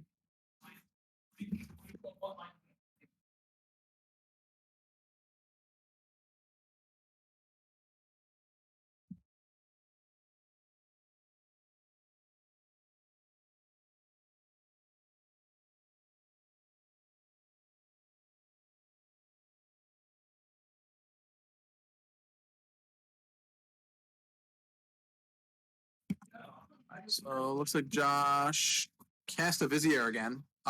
It did promptly die, unfortunately. Josh is just doing the tap 2, play the Lotus field, tap 2, use the 2 to make a second Lotus field. He's got to be very scared here of Damping Sphere. James playing Damping Sphere here would make Josh very sad. Yeah, because that's just colorless, man. Yeah, he's on 2 colors. He'd have to play Green Source and then Beseiju him immediately. Otherwise, it's like Just in the. I don't think James has it. It doesn't look like it. I think you'd just be slamming it, right? Because there's no force negation in this format, so you're not afraid of anything. Yeah. I mean, obviously your opponent going untap green source Beseiju, but you've still cut him out of 4 mana. Yeah. Doing that. So like It's definitely if James has it, that's what he would have slammed it already. I'm almost certain that he just doesn't have it. The only consideration to not do it right away is he has some other card he wants to play first, and he doesn't want to be taxed on it. So he jams the Chandra, upticks to probably just shoot Josh by exiling a card. Dreadbore's a good miss. Really doesn't want more copies of that card. Say not a card you particularly want in this matchup. I think this deck actually doesn't have enough good cards to bring in to take out all of the removal that they don't want, and they also are scared to death of Lear. Yeah, and well, also Dreadbore hits Planeswalkers as well, right? So it can Hit the Ugin if they you can hit the Ugin if they just like free ball the Ugin, for lack of a better term. All right, there's a Josh- pour over the pages. It looks like he's Leaving floating black a go- black. Interesting. Gosh, looks like did he just pitch a Beseiju? Oh, no, he just got it in his grave. Oh, that's what he sacked Yeah, to. it looked like that was one of the things he sacrificed. Okay. Discarding Temple. Okay. Yep. Is that an Anger of the Gods on the far right hand side? looks That like. does look to me like it is a red card of some sort. I think you might be right about that being an Anger of the Gods. I think it'd be the only card he runs. Yeah, that is definitely. Yeah, I've looked at that card enough. That is definitely an Anger of the Gods. Yeah, And then I played Death Red and decks. Taxes players do not like seeing Oh, the Gods. that's not even what I was talking about. I was like, I may not play red decks very much, but that is a card I played a lot when I played Goryo's Vengeance. But yes, also that. It was not a card I particularly cared to see across the table, although now I have Giver of Runes, so I don't know, what do I care about your Anger of the Gods? Givers just don't care about a lot of things. Yeah. Yeah. And now that Fury exists, I'm on Burnt and Forge Tenders in the sideboard, so neat Anger of the Gods, that does nothing. Just have the Vial chilling on one to threaten it out of my hand the whole game. There are also not a whole lot of people that are playing Anger of the Gods in our local meta, at least. So, or I think in general, really, it doesn't. In Modern, it's not. It's not cleaning up that much, really. I don't think you're gonna. A lot of the decks that want board wipes like that are for like Hammer Time that still pops up around there, and they're running like EEs and I think if you're playing any Red Sweeper, you're on Kozilek's Return now because of the fact that it's an instant. I just feel like most Red Sweepers aren't good right now. Well, yes, also that. I think if you're on Red Sweepers, you're playing Fury. But if you looks like he's going for the play of making another Lotus Field. alrighty, I mean, They don't have it's just 9 mana for turn 4. bad play. Going to Otawara. bouncing, Just giving up tempo all it. of his mana to just bounce the Chandra. I mean, I don't hate it. Yep, he goes into turn 5 with 9 mana. Yeah. And then just gets a full combo turn with 9s. See if he hits it. Yeah, and like you He's got a full grip. your opponent probably just taps out to replay that Chandra, right? And like Unless he if picks 8 piece. Yeah, it's exclusively draws hate piece. He could play Chandra uptick, play other spell like for red mana. Yeah. So like that's a consideration, but Yeah. and like he did draw Go Blank. It looks like so. But you get to pick the 2, right? So, and you don't really need. Curiously, that means Josh should know that James doesn't have land in hand. Oh, he does. It's just tapped. Okay, that looks like that's a Dead of the bugbear. Bugbear, yeah. Because if he had land there, he could have gone Chandra uptick for red mana, and then the land drop play the Go blank. go blank. Because Go blank's 3 mana? Yes. It's mind drop plus effect. Neat. Not quite a hymn to Turok, though. Emergent ultimatum with a blue and a green open. We definitely have enough of Black. Blue and black. Yes, we definitely have enough to go again. Yeah, this might actually be him pulling it out here. Maybe, I don't know. I mean, I don't know. What are you tutoring for here? If you're Josh, like, I only know the other anger we just saw. okay. Uh, Do you really want to anger one No. creature? No. You have 3 more turns. yep. Yeah, Yeah. I guess with the Chandra it's 2. Yeah. Because he'll play Chandra, uptick, not use the thing, and then uptick again and kill you. If he goes to the omniscience pile, he'd probably go omniscience pour stirrings, and then you give them omniscience stirring. I mean, not non-omniscience. Then So you give him pour stirrings. yeah, or you go pour. You could go pour omniscience tutor, and then tutor for another emergent, and use the 4 mana you untap with to. You get 2 lands on tap. Looks like Tutor. It's tutor strings omniscience. So he Okay. has to discard his hand for the beyond, which I guess now he can set up for Dark Petition making mana next turn or next cast. That one, the tutor is specifically the one that makes you discard your hand. it's discard your hand, draw 3 cards, right? No, it's discard your hand, tutor a card. I thought Behold the Beyond was. I keep doing that. I mean to keep doing it. I thought Behold the Beyond let you get multiple cards. Am I thinking of a different card? I think you're thinking. Behold the Beyond. Discard your hand, search your library for 3 cards. Oh, it's 3 cards. It's 3 cards. So he's gonna get any 3 cards he wants here. And he untaps 2 of his Lotus Fields here. Yeah. With 2 mana floating, I mean, if there's an Ugin in your deck, you're just going to get that Ugin, right? I think you can win here.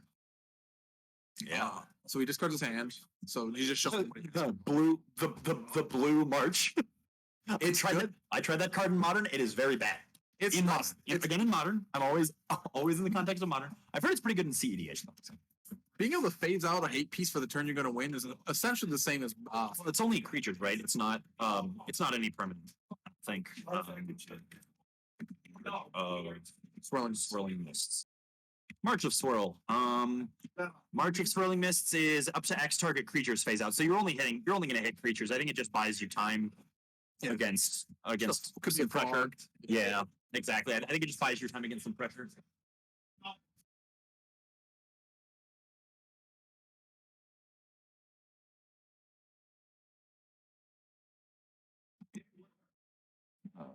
So Josh resolving his tutor.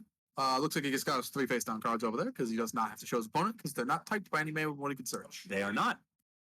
So he has to pick 3 cards Correct. as opposed to a type declared search where you don't. Never gonna miss on Behold the Beyond. It's a bad joke that only matters for me. Talking about if you word of command your opponent and cast Behold the Beyond. So looks like the players are discussing how Josh is producing his mana here. Going strings. Okay, gonna ritual into some more mana. And 6 more mana here. Looks like it's blue green maybe. Might just go for another ultimatum. I would assume that's what we're gonna see here, given the breakdown of mana that Josh has got. Well, maybe not. Oh, no, just not casting Omniscience. All right, he's playing Yu-Gi-Oh now. Plays another original ultimatum for completely free. Yeah, I never gonna cast another spell for mana So- cost this game. So you grab a triple tutor effect, Okay. so that you can go one mastermind acquisition for board to grab approach of the second. So you grab approach of the second son. Then you use the other tutor to find the third tutor that searches for that Approach. You use the second tutor to search for the third tutor that you don't get here, because 2 of the tutors can grab from that extra. Then you The sideboard. you then approach. You tutor for the approach off the 1. You tutor for the other tutor off the second. You then play the approach for free. Then you tutor for the approach out of your deck again, and then you approach again for win. All right, and it looks like that's what's happened right there. So is Storm winning? Yes, it's Lotus Field combo did in fact win game 2. We're about to go into game 3 here. Do you think either player are going to make sideboard changes for this game? I don't imagine so. Basically, No, I don't think FC? I don't think these decks have any like cards that they would rather have on the play/draw against each other. I think most of the cards James are bringing in are just like I need to hate his cards out. And I think Josh is just trying to the cards he boards in are just the I'm still trying to win the same old way. I just need to have more cards to stop you from stopping me. all right. So it's just neither player going to change anything up here. Hopefully, Josh didn't accidentally leave anything in that he boarded out. It didn't look like he he just I think talked James through what his line was. So I don't think he And actually probably showed him the thing in the sideboard. Yeah, I don't think he actually grabbed any of the sideboard cards. Gotcha. Can hear them. Can hear our TO running or asking if James won or if they're going to game 3 here.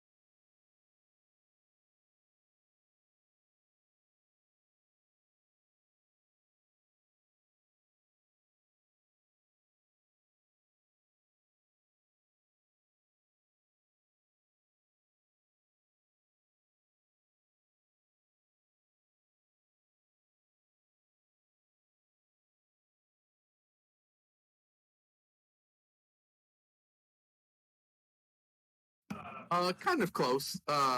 It doesn't actually run Twiddle on Hidden Strings, but it's a same lines as Twiddle Storm does in Modern. Twiddle also only untaps 1. So yeah. What is the metagame looking like at your store? I don't actually know. What is the metagame looking like? I'm just the voice. You're the actual brains here. It's actually pretty diverse. I don't think we have too many people on the same deck, which is kind of fun because I mean, you we guys have get to play different decks every game. Yeah, so we have. I know there's at least one person tonight on Mono Green Storm. James is on Red Black Midrange. Lotus Field. Nico's on Angels. Yep. You on Green White. So Green White Coke, not Angels. Okay, just Green White Cocoa. Okay. There's 3 other decks up. Ethan's also on Lotus Field. Okay, so we have a second Lotus Field. I know. Oh, he might be on Jeskai Ascendancy. Okay, so we have one sentence. We have one guy in Mono Blue Spirits we saw earlier. Yes, Mono Blue Spirits. We did see that for a sec, and then there's one more that I don't. There's 2 more that we don't know. Yeah, that we haven't seen yet. I do know there's some people who aren't here today. That are on decks like yes, very very diverse, and we are as Nick was just saying, we are missing some people. Yeah. Also, I don't know what any of them play. Kai, I believe, is on.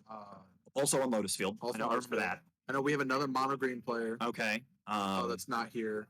Is that Aquino or Will? Or do you know what that was? Either of them. Will was actually on Winota, so I don't know. I'm curious to see what he puts together. Might not be on it. Yeah, might have skipped tonight. Oh, Aquino's typically on blue-red control. what was green white Coco's meta? Yeah, it's pretty much a wild meta game. Deck.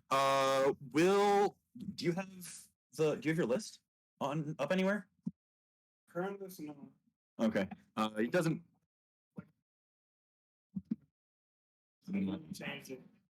Okay. Okay. We're into game 3 though. Yeah. Graveyard Trespasser. Just really quick. The green white green white Coco players telling me he doesn't have an accurate list up online right now. We'll probably get to see him. He's undefeated, so hopefully we'll get to see him on camera in the next match if all goes well. So James led on that duress, hit pour over the pages, and is now getting to flip his trespasser. Yep. It's not a super big concern when the Graveyard Trespasser flips for this deck. He gets like 1 attack in with it, which is 1 more damage because Josh again doesn't have any creatures right now, so he's not getting any of the extra ping damage. But Josh can very easily play multiple spells, turn, put it back, not have to worry about it again. There's another duress, and only one target he can hit. So it's going to be that anger of the gods. Which isn't very good right now, as James's only creature is a 4/4. Yep. So Josh can't be very sad about this. It did look like he had double field Vizier. That's right. Yeah. Well, he only had the one. And it looks like there's another Graveyard. No, it's a Blood Tithe. yeah, Blood Tithe Harvester card coming down. Just really going to provide pressure. I don't think we're going to see, and the Trespasser flipping. I don't really think we're going to see much in the way of it cracking, like we did in game 1. Looks like Josh is just going for the double Lotus Field turn, sending it back. Hoping, Port of the Pages probably his best draw. I mean, I would assume. Yeah, Port of the Pages. Emergent Ultimatum is pretty good if he finds a Stirrings, because Stirrings and 2 Lotus Fields does it because you float blue and black. Well, he always has a Vizier in his hand also, so we can get. We already know that we have at least going up 1 mana. But Strings actually exactly pays for it pretty well with 3 mana open, because you get to go Strings, float blue black, use a blue and a black, Strings on 2 lands on tap, tap the 1 for triple green. You have exactly enough with the Lotus Field back. So then you can Emergent on this double Lotus turn as long as you get Strings. But knowing that his last turn he didn't have I mean, you have to pretty much. Well, he's had 2 draws. yes. Since we It last have to saw. be exactly those 2, Yes. which he is floating mana here, maybe. Oh, the Vizier. Vizier. He can go double Vizier and do it as well. And I mean, It's not looking good. yeah, I think I see a lot of lands. In He his did have a lot hands. of lands when he was last. There's definitely still that Beseiju over there. I can't really see what else. I think I see a Sylvan Scrying right there that he's got his finger on.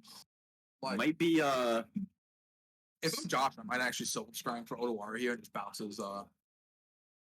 He has to bounce a grave because trespass. Otherwise, he dies with the swing. no, he's only got 1 creature in the yard. He's at 9. It's only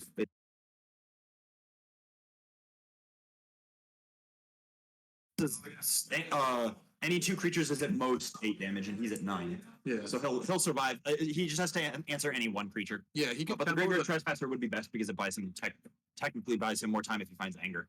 Or it comes back down better if he finds the anger. But although I don't know if James just has to not cast 2 spells to avoid that. Josh can very easily cast 2 spells here, though. He's cast none right now. Like, Yeah. If he goes Scrying, it's 1, and then Looking at his sideboard here, I think he did have a Granted when we were looking. Granted could get him. He's off the mana to go Ugin, unfortunately. If he could go, keep going. if he could go Ugin, he could clear the board here, and he's in a very good spot. Looks like Josh realizes he's got nothing he can really do here. And scoops it up. Yeah, I don't know that. It's just good old red black mid range. He just wants to get a little bit in the way and hit you with some reasonably statted creatures. That's all. That's all James wants in life, is to make his opponents not do their combos and punch him to death with boys that he sticks in the meantime. So, So it looks like James did win. We're gonna put the prediction back in there. get that entered in as James having won. Unfortunately I'm gonna click don't show this again because I don't want to keep looking at it.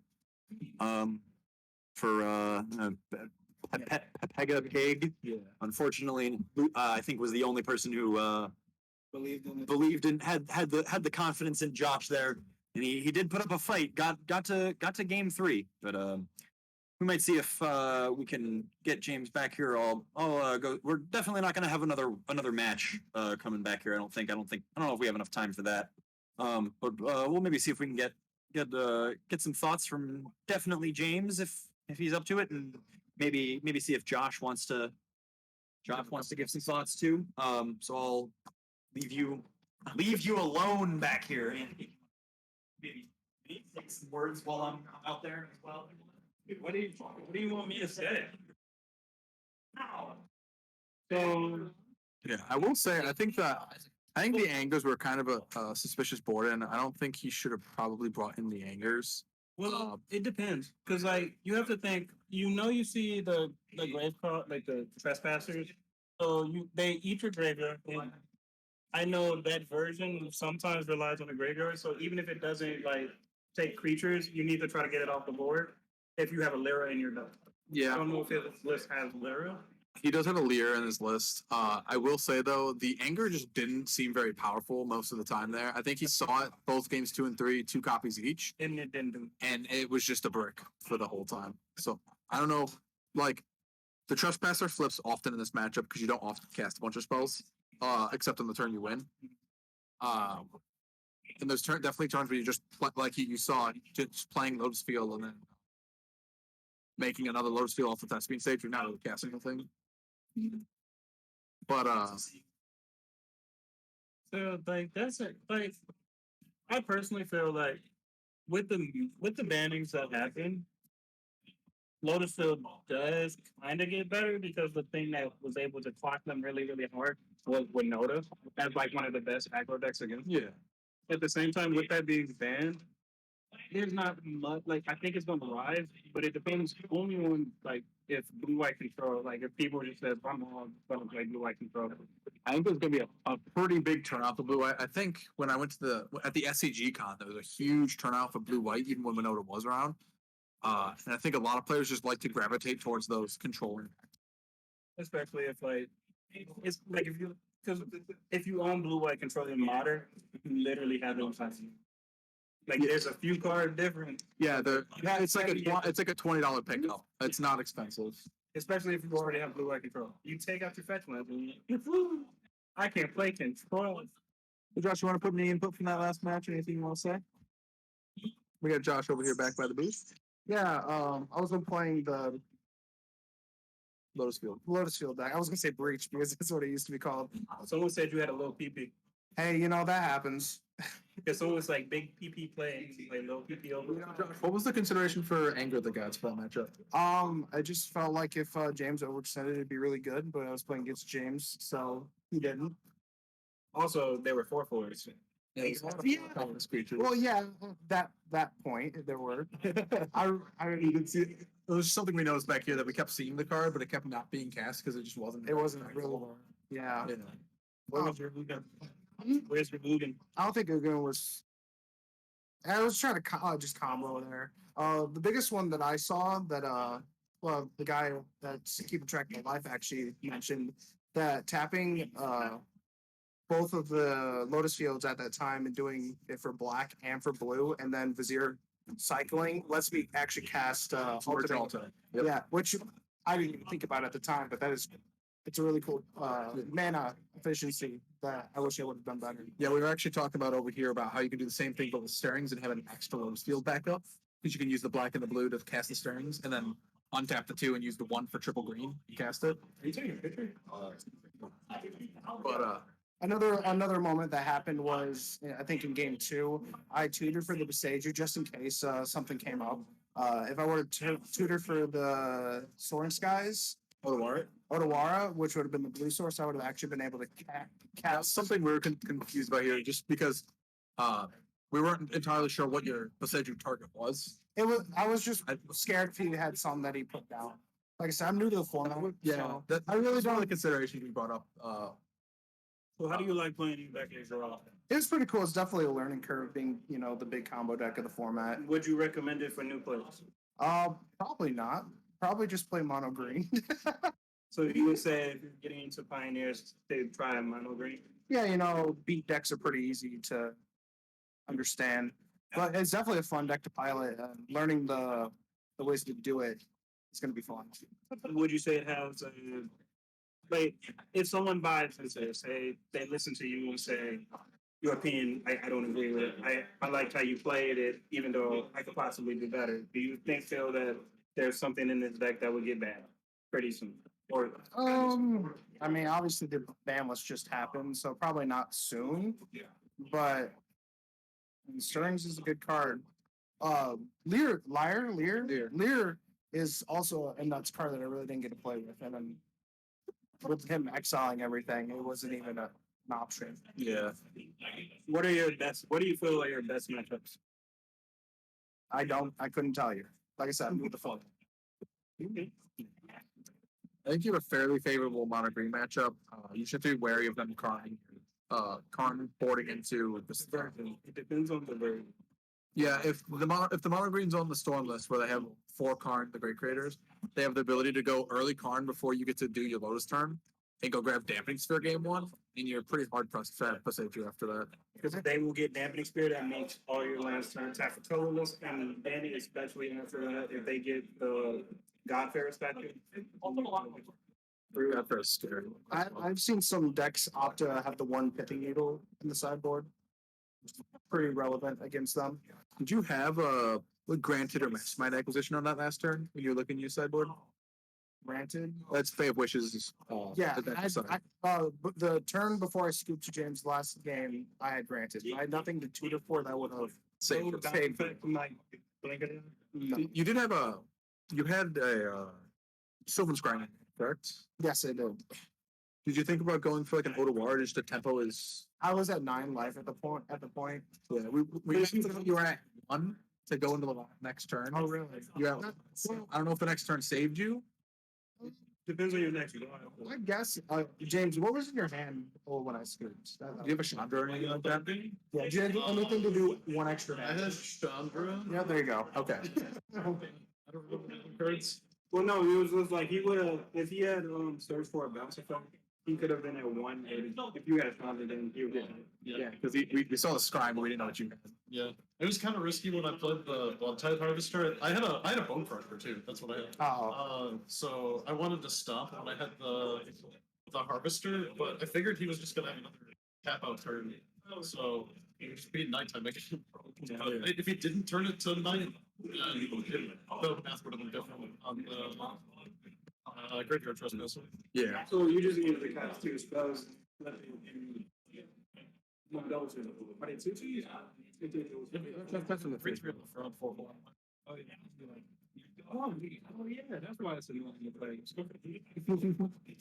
I'm sorry, I don't play those colors. At least for right now. I'm gonna add black to my green white deck soon. I like Foster's. Foster's does mandatory.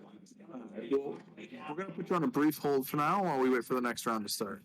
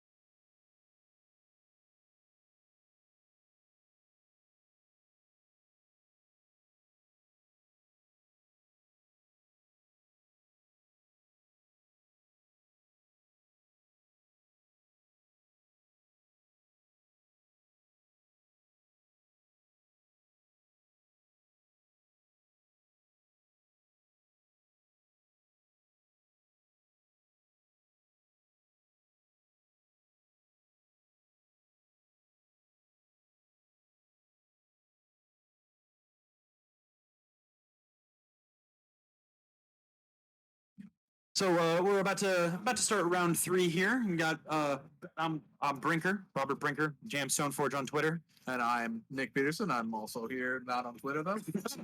the only sane person in the room, I think. We're gonna be bringing you green white cocoa is what I believe Anthony told us he was on And earlier. I think Mono Blue Spirits out of Mono Blue. It's like a tempo deck. Yeah, mono blue spirits is what Drew I believe told me earlier is what he was up to here. We saw Drew for a few minutes at the end of round 1 against who's he playing? Nico. He was up against Nico Yep. on Green White Angels. Yep. So a different flavor of green white cocoa. Yep. But this is Anthony told us specifically that he was not playing Green White Angels. It's just Green White Cocoa. So I got there we go. Enter. It's easier if I just do it faster.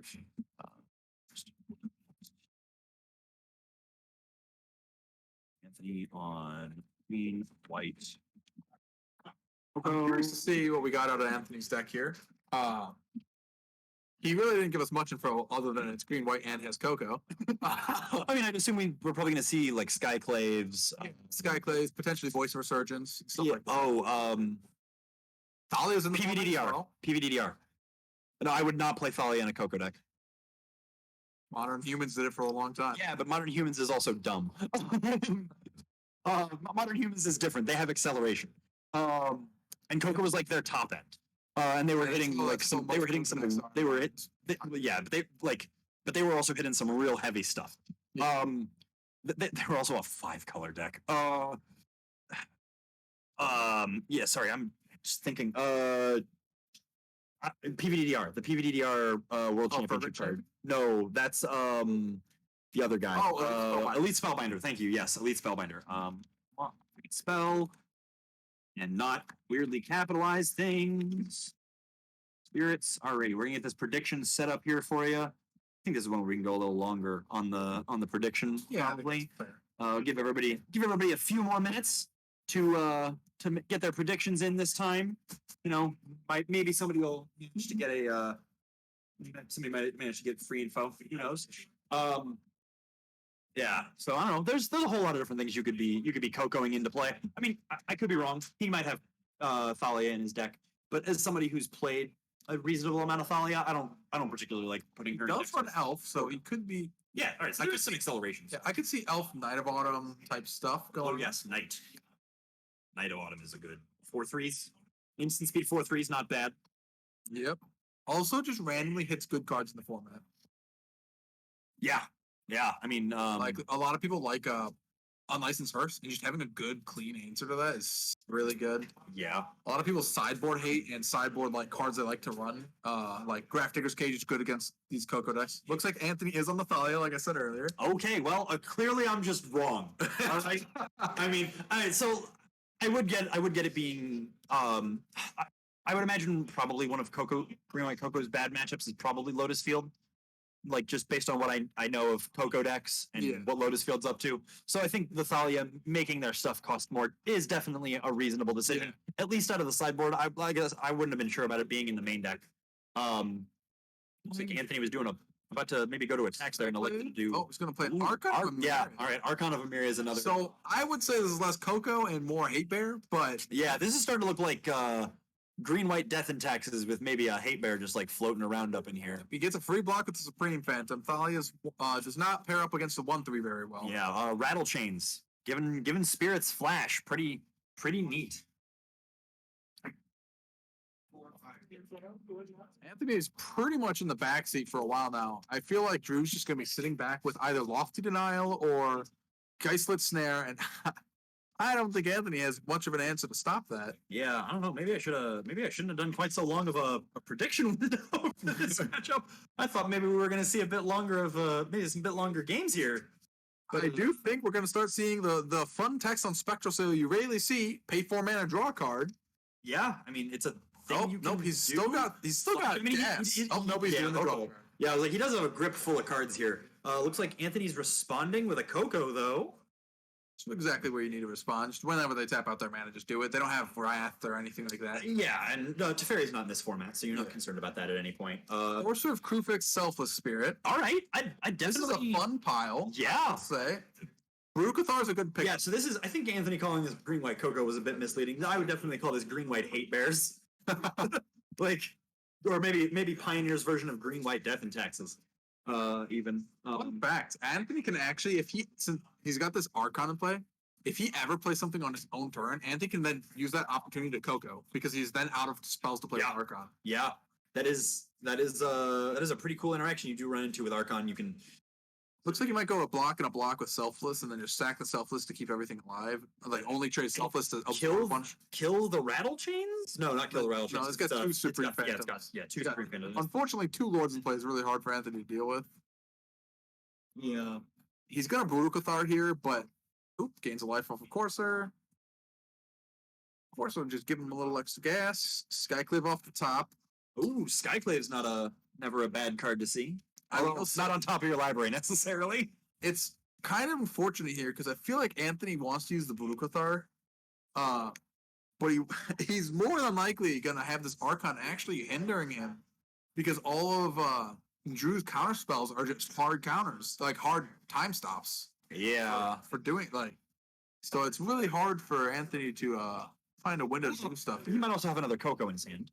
And if Drew taps low enough for him to be able to get in with the Coco, he might be able to squeeze it in here, I although feel like for the rest of the game, Drew's not in a position to have to pay any mana for anything. that's probably Just fair. kill him with what's on board because it doesn't look like Anthony. Yeah. And then just hold counters the rest of the time. Looks like he might run it over the sword. I actually like sacking off the Archon here because now he's able to go Brukathar Skyclave Apparition next turn and at least try to deal with one of these Supreme Phantoms if he has counterspell. Yeah. Puts him to 2 though, which against a swarm of flyers, pretty scary. Looks like Croco's gonna fall in the Lofty Denial. yeah. Okay. I mean, you got to jam it there though, right? Yeah. You don't really have another option. Gets to play a land off the top and buy him a little bit of time, I guess. Maybe if he. All right, we get to see what the next card is. Maybe we get a little more insight on what Anthony's watching with. There's a Redain. Too bad Coco can't put that into play flipped over. Yeah. So, like I said earlier, he's more than likely going to go for the play I said of play double remove O-ring effect type 3-drop. He's just got to really hope that Drew's not sitting on a mitt of counter spells. If he is on the mitt, I honestly in this position as Drew would just offer to show him my 2 counter spells and show him this game's not going anywhere for him. But Yeah, I definitely made an error in letting the voting go so long on. the deck can get out of the gates really fast. I think one of the main reasons this deck didn't see a ton of play in the previous format is with Winota being good, the critical mass of 1-drop burn spells was super high. So if on the only time you got a good window to stick a threat was 1 mana red, was your 1 mana red interaction that was just all over the format before.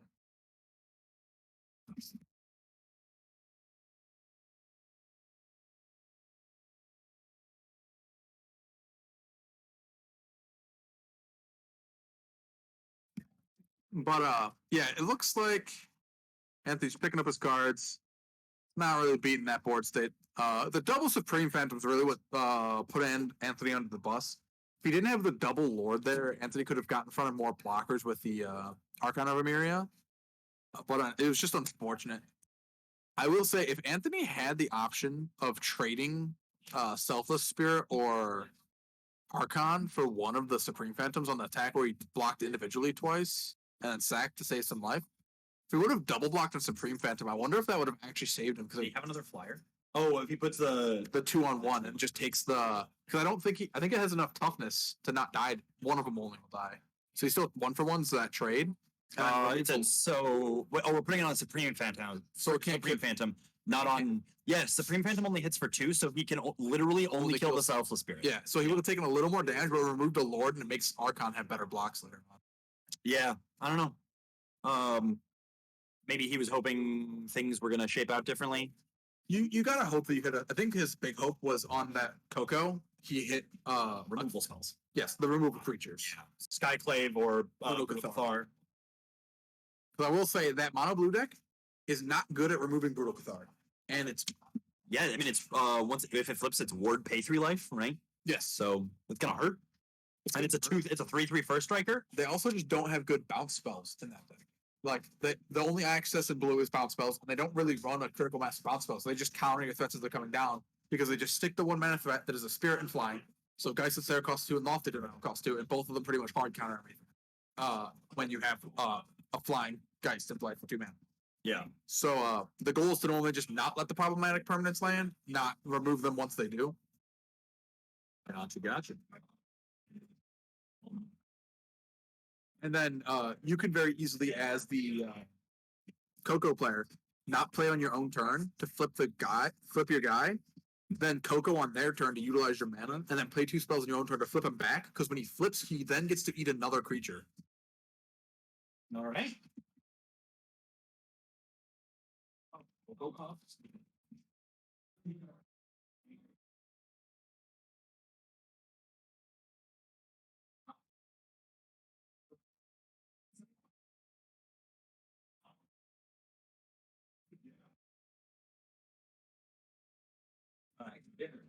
Looks like we're going into game 2 with Drew up 1.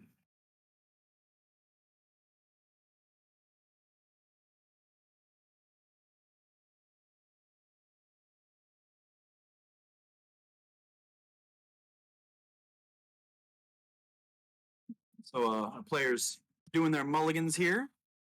What do you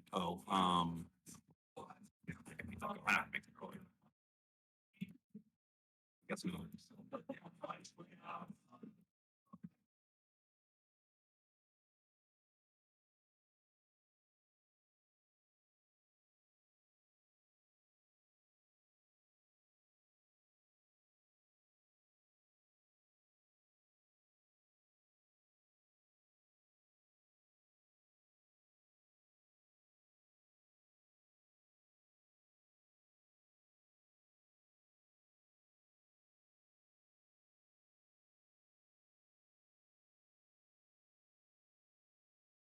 We haven't had anything. Looks like we got Wow, this is a shifting it's gone real Ceratops. fast. Yeah. Pro Blue. Does shifting Ceratops have reach? No. So Pro blue can't be countered. It can gain reach, trample, or haste. okay, so, yeah. green infinitely block things.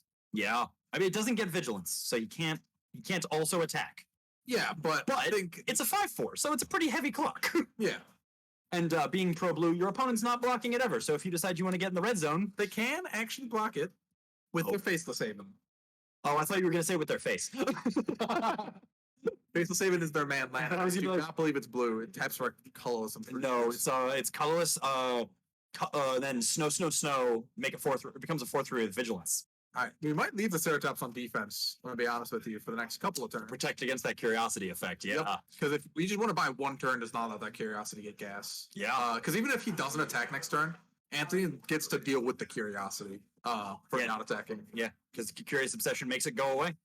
If you fail to attack. I will say, shifting Ceratops is a curious card to board into in a Coco deck. Yeah. I mean, you're not gonna hit it off of Kogo, but depending on how many you've got, Yeah. you might be able to like if you're on like 3 of them, you might just like find it. Oh, this is the voice I think I was talking with Brinker about earlier. Yep. Voice of Resurgence. That very easily falls onto a Lofty Denial.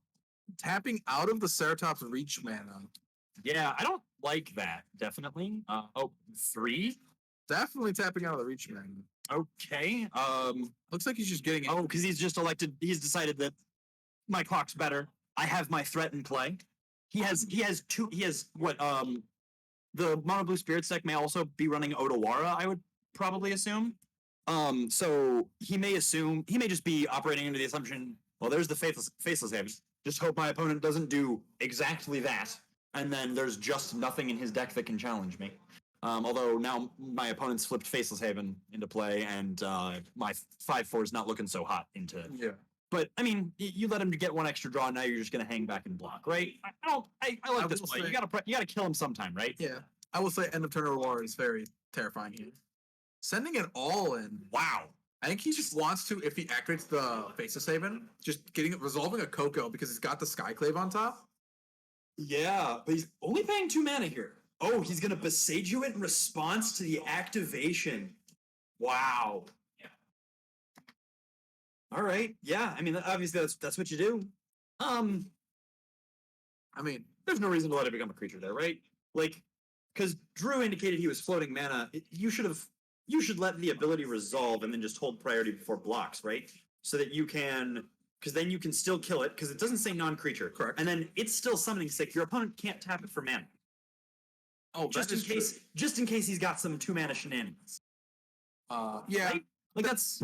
that's true. I mean, I don't think it's gonna be minuscule extra points here. I think it only matters if he specifically has counterspell for the dork right now that he's doing. Well, he wouldn't have the mana at this point anyway. Oh, because it's post combat. Yeah. So I don't think it actually would matter there. They don't have any really 1 mana interaction spells. Other 2 than mana. Maybe 2 because they were 1 in blue. well, 1 post combat. Well, I'm talking about Yeah, in they're not- combat, like yeah. during like before blocks are declared is where we'd be talking about. There are no like runaway togethers or anything like that that he'd be playing. Not typically, no. Well, not specifically runaway together because I'd be bouncing his own creature. Yeah. But and I guess the thing you want to bounce you can't because it's pro blue. Shipping Ceratops being an all-star in this matchup, kind of just being one of those silver bullet type cards for this matchup. Yep. Yeah, and Drew's just I mean he can't block, so he might as well get in. I'm actually surprised Anthony didn't take 1 turn to pump the brakes just to remove the Curious to just give Drew, because I mean you're winning the race. you are winning the race, but think about it this way. You lose 1 turn of your clock to prevent 3 draws now of your opponents, Yeah. which they get 1 extra draw if you they get 1 extra draw that they wouldn't otherwise. So the 2 draws up from where they were. Yeah, so it's a net loss of 2 draws for your opponent. Yeah. Yeah, I don't know. Because the mana development doesn't matter that much for either of these 2 decks. It's literally just the it's kind of strange. I don't know. I find both points defensible. So I'm not going to say either one is wrong. Hitting Lander's nice. Just gets a free draw off of his Courser. Trying to decide if he wants to put it into play tapped or not. He's already got the mana. He's already got more than enough mana for Coco. I think he might want to untapped. He only takes 1 damage for his Cruiser. We know he's got Skyclave for his draw. So he might go Skyclave Coco with the 7 mana he's got. Okay. Oh yeah, because it is 7 mana. Yeah. Looks like we're seeing. He's popping Sheffet Dunes. Which is sorcery speed. Give all your creatures +1/+1 until end of turn. Trust me, if that card put +1/+1 counters on it, on your creatures, I would be playing it. Sheffet Dunes. Showing that to our table manager there so he can pull it up. Yeah, Sheffet Dunes. Creatures you control get +1/+1 until end of turn. Activate this ability only anytime you could activate a sorcery. So he's just sending the whole squad. That big means that alpha he strike. has to have. All right, saying he's gonna double. Then Drew's gonna double block the dorks here. Well, single block each, just to save. Oh yeah, sorry, one-on-one each. Yeah. He's dead. Those are 2/2s. He's dead if he doesn't block both of them. And he only trades with the 1. Because one of those creatures was a 1/3. So that is a consideration to shock then, because he does get through with the Yeah. I mean, obviously I didn't realize that was a Sheffet Dunes that was down there. I thought it was a Plains. Knowing that that's a Sheffet Dunes, shocking is of course is obviously the right move. So Drew's just it's dead in 4 your feet. Doesn't have Faceless Haven, I believe. You know, Because the pro blue creature's just gonna get in for his last links. Yeah. Sorry. I was figuring out why Drew was at 1 and not 2, 5 or not 2. I forgot that the thing hits for 6. Yeah, also gets 1. Yeah. The other creature also gets picked up. Yeah. I mean you have unless you rip Faces Haven, you have 0 answers. So man, maybe I spoke too soon with that saying we had been a little preemptive on the predictions. Although I don't know who if let me see if I can find the So that was game 2. So we're gonna go back to Drew on the play, game 3. I will say Mono Blue Spirits is much more terrifying. Much more terrifying. on the play than on the draw. Yes. Yeah, I would They imagine get to stick the threat, stick the Curious Obsession on 2 that's with generally their how tempo decks work. with the protection, or sit on a lofting on 2. And just counter your spell. Yeah, I mean that is generally how tempo decks work. But unless Anthony goes like Temple Garden Dork, the protection spell is not protecting against much on turn 2 out of the green-white deck, right? If they have dive down, they can make it an 0-3 and get in for some free blocks. Well, so if you're going Mausoleum Wanderer into Curious Obsession, Yeah. Your opponent's not blocking, so you're looking at like the only thing they could have is like if they went Temple Garden Dork into second white source, they could like Yeah. removal spell, or I guess not even I white will source. say they can actually. Are there 2 mana? Are there one or 2 mana interaction spells that they have available to them? Let's see. Slip through space. Well, yeah, for Drew, but I'm This is not the right card. okay. What are we looking for? It's a new card from Kamigawa that phases a creature out for 1 mana. Oh, it's 2 mana. 1 mana blue, I thought. March of Swirling Mists is X blue. I thought you were talking about the enchantment, the flicker enchantment, or the O-ring that can also flicker. There is a 1-drop instant that We're talking about for blue because I'm talking about interaction on the side of Anthony. No, I'm talking about what Drew can do with that 1 mana to mess up Anthony's turn and stuff like that. Okay. Because Drew can actually, if he has that, he can actually phase out in his upkeep the elf Yes. and put him back on 1 mana again and then 2 on his turn. 2 mana, yeah. But I mean, he's going into Heaven 3. It looks like Anthony's gonna fire off. What is that? I can't tell what that is. I'm not sure either. Plummet of some sort, maybe? Just naturally. It's resolving, whatever it is. Oh, it's a flash Sky Lasher. Protection. Wow. Jeez. And has reach. And can't be. I mean, this is just a slightly worse, a slightly different. Whatchamacallit? Shifting Ceratops. Shifting Ceratops. Thank you. This is just a slightly different Shifting Ceratops, and you can hit it on whatchamacallit. Yeah, Will confirming he's not here because his deck doesn't work anymore with Winota being bad. I will say, Will, I could have handed you Phoenix, or we had the stuff to make. Is it Prowess if you wanted to play that? If he hadn't shown up, then you would have been playing, and then we would have had a problem. Because there would have been a buy one way or another. There either would have been a buy, or you would have not had it. One of you would have not had a deck. Just holding a drag a Kino along. Yeah, that's fair.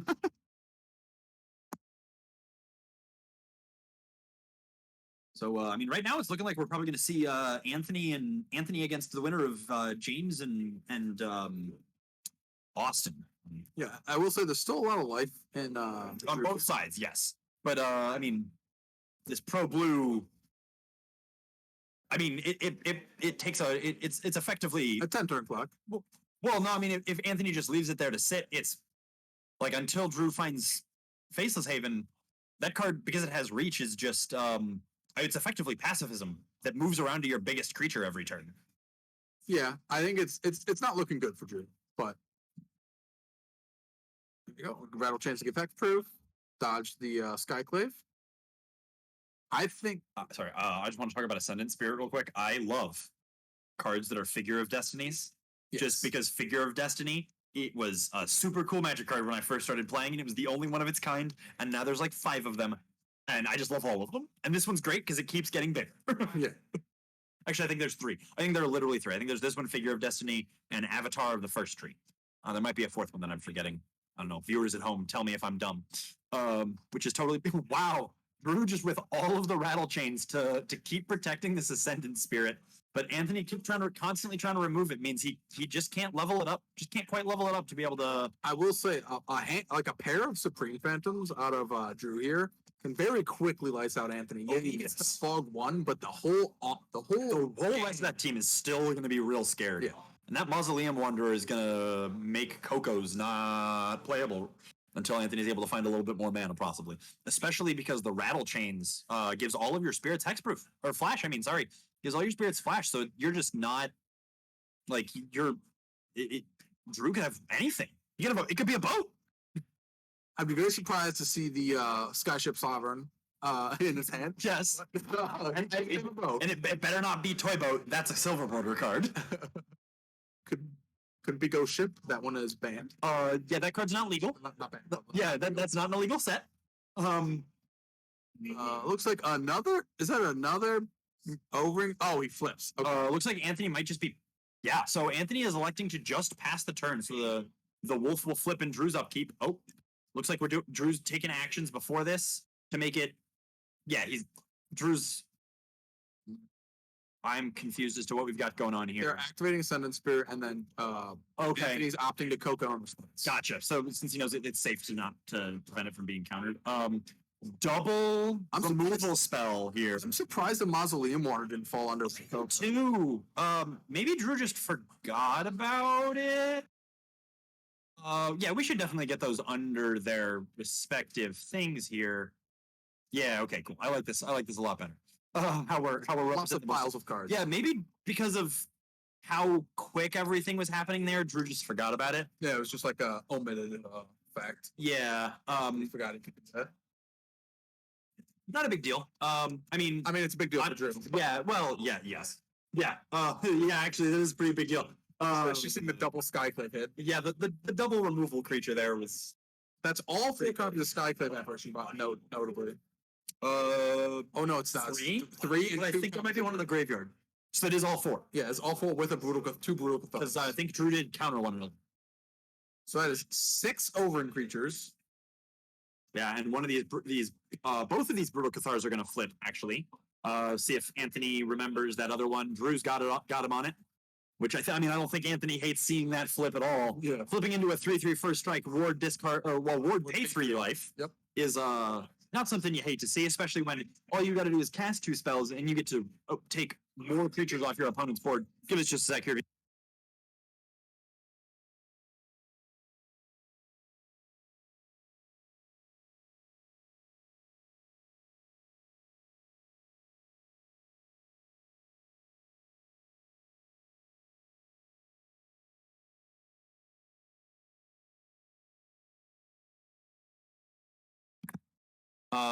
I guess I can just I speak. will say, What do you mean by isn't it a warden, Adam? I'm not sure what you're referring to.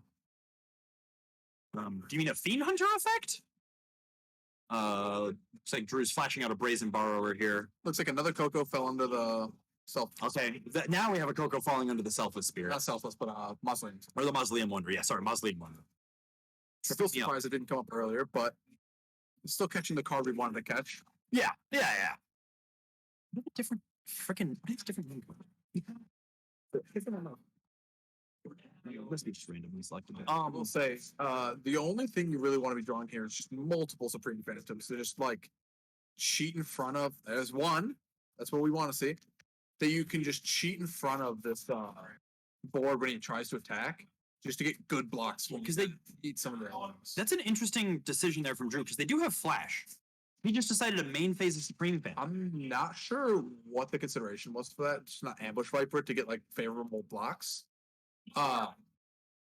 Maybe there's a second one in hand, and I could see there being a second one in hand, and you're just trying to play around Archon of Emeria.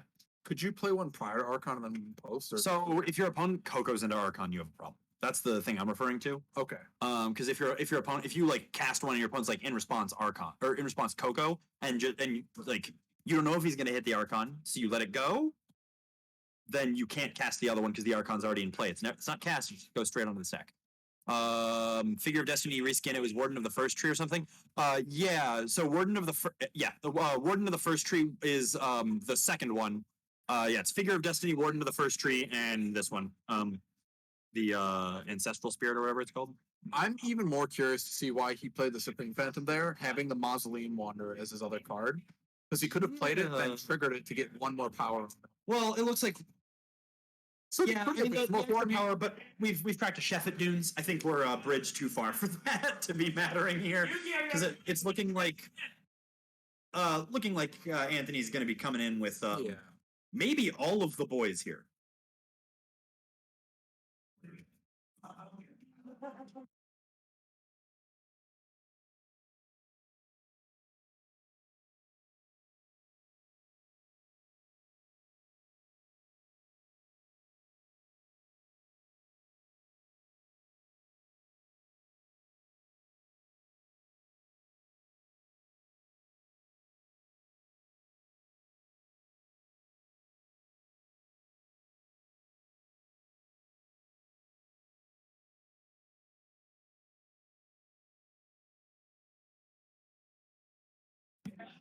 Yeah, Adam. Word to the first tree was a house in that limited environment. Pretty good. Looks like he's down to 7. Fortunately, he didn't get in front of any of the Overin creatures to kill. Draws another land. That's got to be lethal there. Showing him showing him his unblockable thing that's gonna crack you for 5. Yeah. Drew promptly scoops it up. All right, so let's pull up the prediction there and award literally no one any points because I don't think anyone choose outcome. Nope, just it was just the one joke prediction I did on Ian's account. So Ian got all of my points. That's okay. So I'm gonna you have words you want to say? I'm gonna go see if Anthony wants to come back here and speak some more to his deck. If he, I don't know if he did that at all earlier, but speak about his deck maybe, and I'll see if we can get another match on here since we got 21 minutes left in the round. I'll be right back, viewers. All right. So quite an interesting matchup. The Mono Blue Spirits never really got their tempo in there, like their never got to do a tempo plan. They kind of the Curious Obsession feature kind of fell on the Skylasher. He didn't have exactly the counterspell, not one of their 8 counterspells there, so that was pretty unfortunate for him. And I ended up killing their creature and got their guy.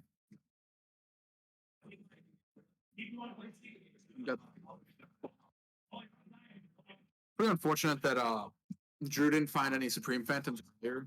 It definitely could have made him get around that Skylasher much better than if he just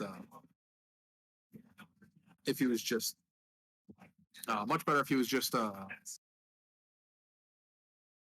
sitting there doing nothing because one of his creatures was permanently pacifism and was always his biggest. Because if he ever attacks in, he just blocks with the reach Pro Blue. So Tamio, we normally have anywhere from 8 to like 12 people show up. We had 10 today. I believe it was 8 today actually. 9. No, yeah, it not And 9. 8 today. Yeah, We had a small handful of people not be able to make it today. We had 20 yesterday for Modern. So we got Anthony back here now to our winner from our last round. One quick update on a possible match that we'll be seeing. Ethan versus someone whose name I don't know. Looks like Ethan is on Lotus Field and his opponent. Is that who he's playing right now? The guy who's playing Paradox. Oh no, I don't know his name. Okay, because the man had a Paradox engine in play. Yeah, he's playing Paradox Engine Elves. Oh, Paradox Engine Elves. With me. Is he using the Curious Briefcase and No clue because I did not play him. So I will say I have seen some pretty fun Paradox Engine decks out of Pioneer with the Courier's Briefcase and Emery with like Mox Ambers and stuff like that, where they're comboing with those. Okay. yeah, hopefully Pioneer. Like I like Pioneer right now more than Modern because of the fact that it's cheaper. Like that's mainly my main thing. Yeah. I don't want to I had to sell my cards. Like Yeah. when COVID happened, I sold everything, and then they were like, "Hey, we're bringing back competitive like level events," and I'm like, "Oh, you bogus people." So, you got any thoughts for us about how that matchup went, Anthony? Oh no, game 1 I knew I was probably gonna lose. Like I don't play I play a lot of flyers, so like I can win. But the problem with my deck is like my main deck is more geared towards spell-based decks. Well, spell-based decks that are not creatures. Like I can't be like the nut guys like turn 1 like flash flyer enchanted and then guy snare that actually happened online that annoyed me. Literally like I can't stop that. But like afterboard I have answers. I had to specifically put in answers so like my matchup wouldn't be completely horrible. Yeah. Winota being banned means I was right and not getting the cards to make Winota, so I'm okay with this. Yeah. Okay. Like everything, I like my deck. Yeah. I brewed it myself. Yeah. I'm guessing I was very surprised in game 1 to see the Thalia. Nick was saying he was expecting Thalia to be in your deck, and I was like, I don't know how I feel about not playing or about playing Thalia in a Coco deck. But I guess if you're trying to go, well, you also said you were trying to target the spell based combo decks with your main deck, so I can understand. I made my deck like unlike other people that they have an idea of like what card they want to play. I was just like, I don't want to lose to Lotus Field, and then I was like, I'll work from there. Sure. Yeah, that makes sense. Thalia seems like a good card against Lotus Field. No, Archon of a Myriad. Oh yes, Archon of Amir. Yeah, Thalia will buy you time into your Like, Archon. multiple Archons, like, and then I was like, okay, I have Archons in my deck. I want it on turn 2. I need to put Dorks. Okay, cool. And then I have to work from there. Mainly, I had to look at old school cards because I'm guessing game 3 when I played a Skylash on turn 2. I was like, what is that card? That did catch us off guard. We were like, I thought it was like a plummet at first. I was like, you tap 2 mana. Plummets are 2 mana. He just cast plummet. I know there's a plummet that also destroys artifacts and enchantments. So like, I was like, maybe it was that, but I Dramoka's command, but that needs a creature, and it's a fight ability. Yeah. But well, there's from one of the more recent sets. There's a plummet that also hits artifacts and enchantments. I think.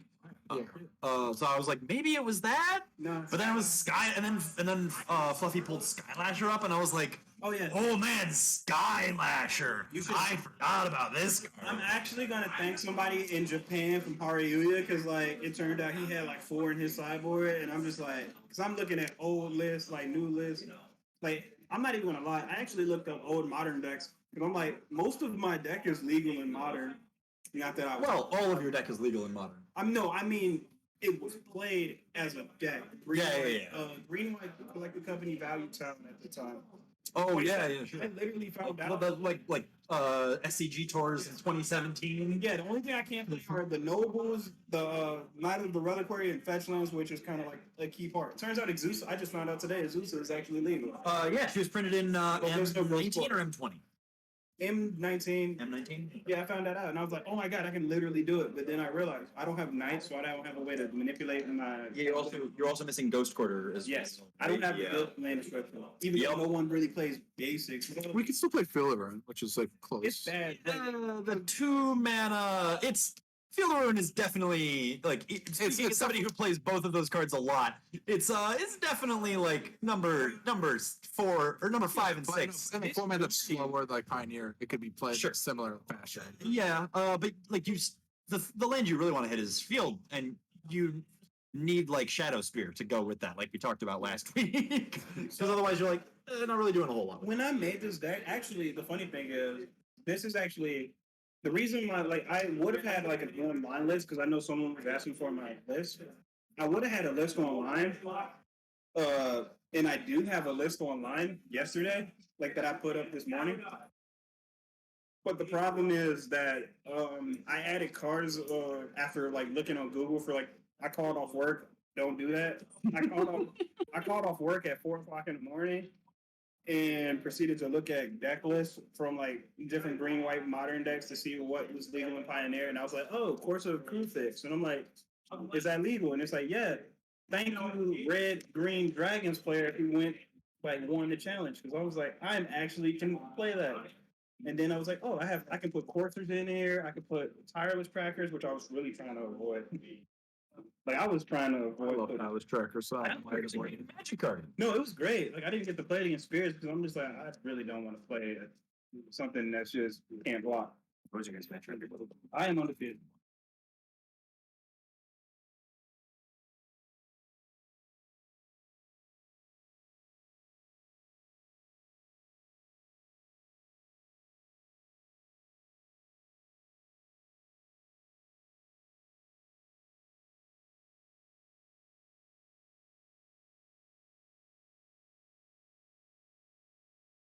So it's looking like we're probably not going to see just a quick update on this other match that we've got going. It looks like it's looking like we're probably not going to have time to get them moved over the. Yeah, it's what I was saying. It's the Lotus Field Paradox Engine matchup. It looking like we probably won't have time to get Is there them another- over to. There should be, because there should be 2 undefeated.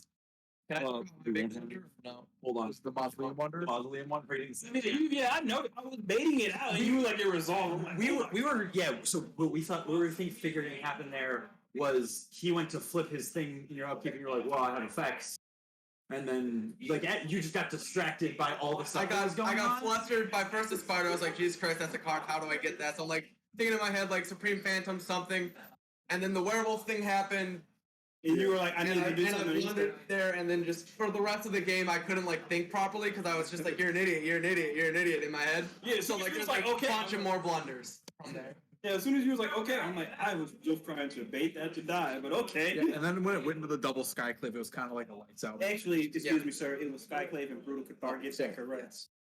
And then I did my blocks wrong as well. Yeah, for This is my first time playing the deck in paper. If you're watching, don't copy me in the slightest. I'm still learning. also I will say on that Not last metal turn, deck. you did sorcery speed of Supreme Phantom when you could have yeah. flashed it in response to the blocks, so you might make an attack with like less favorable blocks. And then your last card looked like it was Mausoleum Wanderer, so you could have went Flash Mausoleum Wanderer, Flash Supreme Phantom, get Mausoleum Wanderer trigger. That's Get fair. more power on it as well. Yep. As I said, still learning, and I was very flustered at the end there. Yeah. Game 2, like game 3 was kind of, you didn't know about Skylash. Skylash was a surprise for everybody. Dude, it's hilarious. I was like, the only dude, I love that card. When you says can't be countered and it has reach in Pro Blue, it's like one of the few cards that has Pro Blue in Pioneer. It is like built to beat me on. I'm Yeah, not gonna just lie. complete blow up. Like you have to have like your like either dive down to the phase out card to No. dodge it. Yep. Oh yeah, you to dodge it on his side. You can't target it. And then even then, I'm just dodging it, and I've now lost quite a bit of time. Another thing you could have did, like I'll help you with this because I don't really care at the end of the day. Just put more creatures on the battlefield and try to alpha swing. Because you can try to nick, like you had 3 creatures. If you could get, like, I don't know if you had a Supreme Phantom in your hand. I was trying to wait for either double lord or As long as you get your like one of them above 3 and all that, you swing everything. I would have to chump the biggest one, and I'll still get nickel and dime.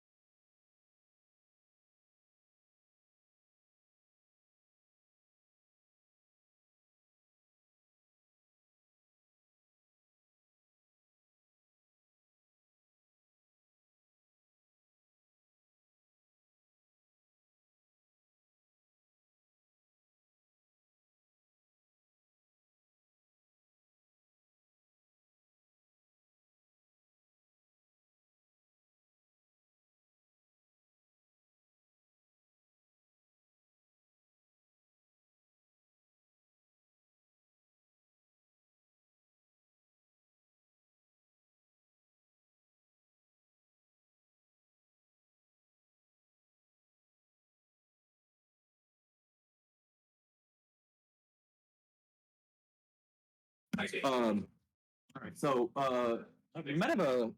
We're still waiting on starting soon. Yeah. So Is this a modern deck? it's a modern deck. Not about in the last 2 weeks. How are they going?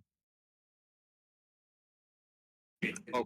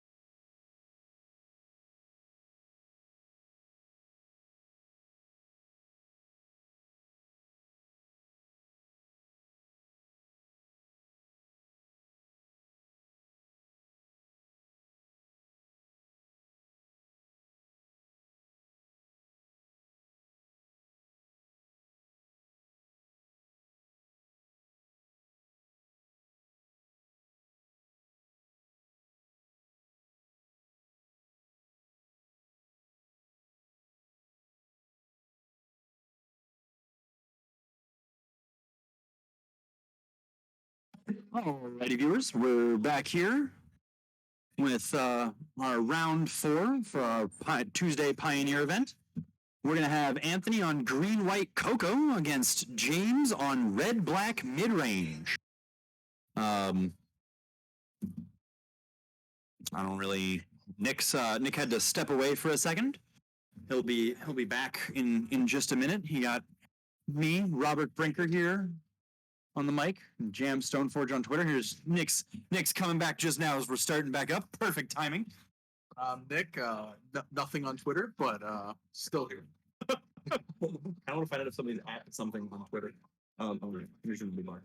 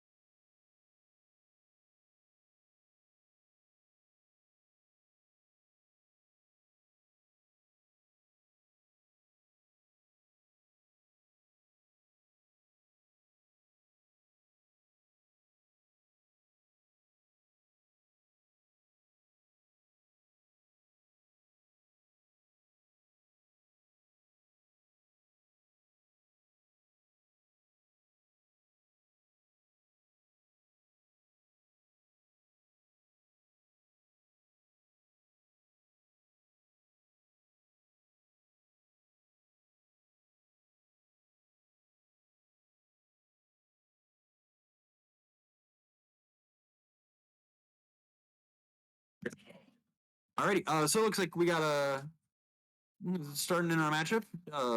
Anthony first play on turn 2 with the green white cocoa, geez. With Voice of Resurgence. We get that prediction fired up for y'all up in here. Funnily enough, if the ban hadn't happened, somebody opposing what's seeing this would probably think this was a Winota they're playing against. The Voice of Resurgence, because it's That's commonly Winota card. yeah, that's true. So that's actually kind of comical to me. They're like, he probably got extra points pre-ban because people were holding things that weren't there for things that weren't there. Well, so based on what he was saying earlier, I think Anthony probably brewed this deck like earlier today. Yeah, but But like, he would have theoretically been getting points pre-Winota ban. just for the fact that people would be scared of it. Yeah. So we just fired up that prediction. So get your guesses in as to if you think James or Anthony is gonna James on red black mid range, or Anthony on green white cocoa is gonna take this down. Was that it looks like we got a trade for the voice there with the Blood Tithe Harvester. Like, he just declared block. Yeah, I mean that seems reasonable. Yeah. Gets the thing off the board before your opponent can try to grow it any further. I definitely. I will say sometimes it's kind of nice to just leave the voice there. Because you can get a Kalidas and stuff in play. Stop the voice from getting your tokens. Yeah.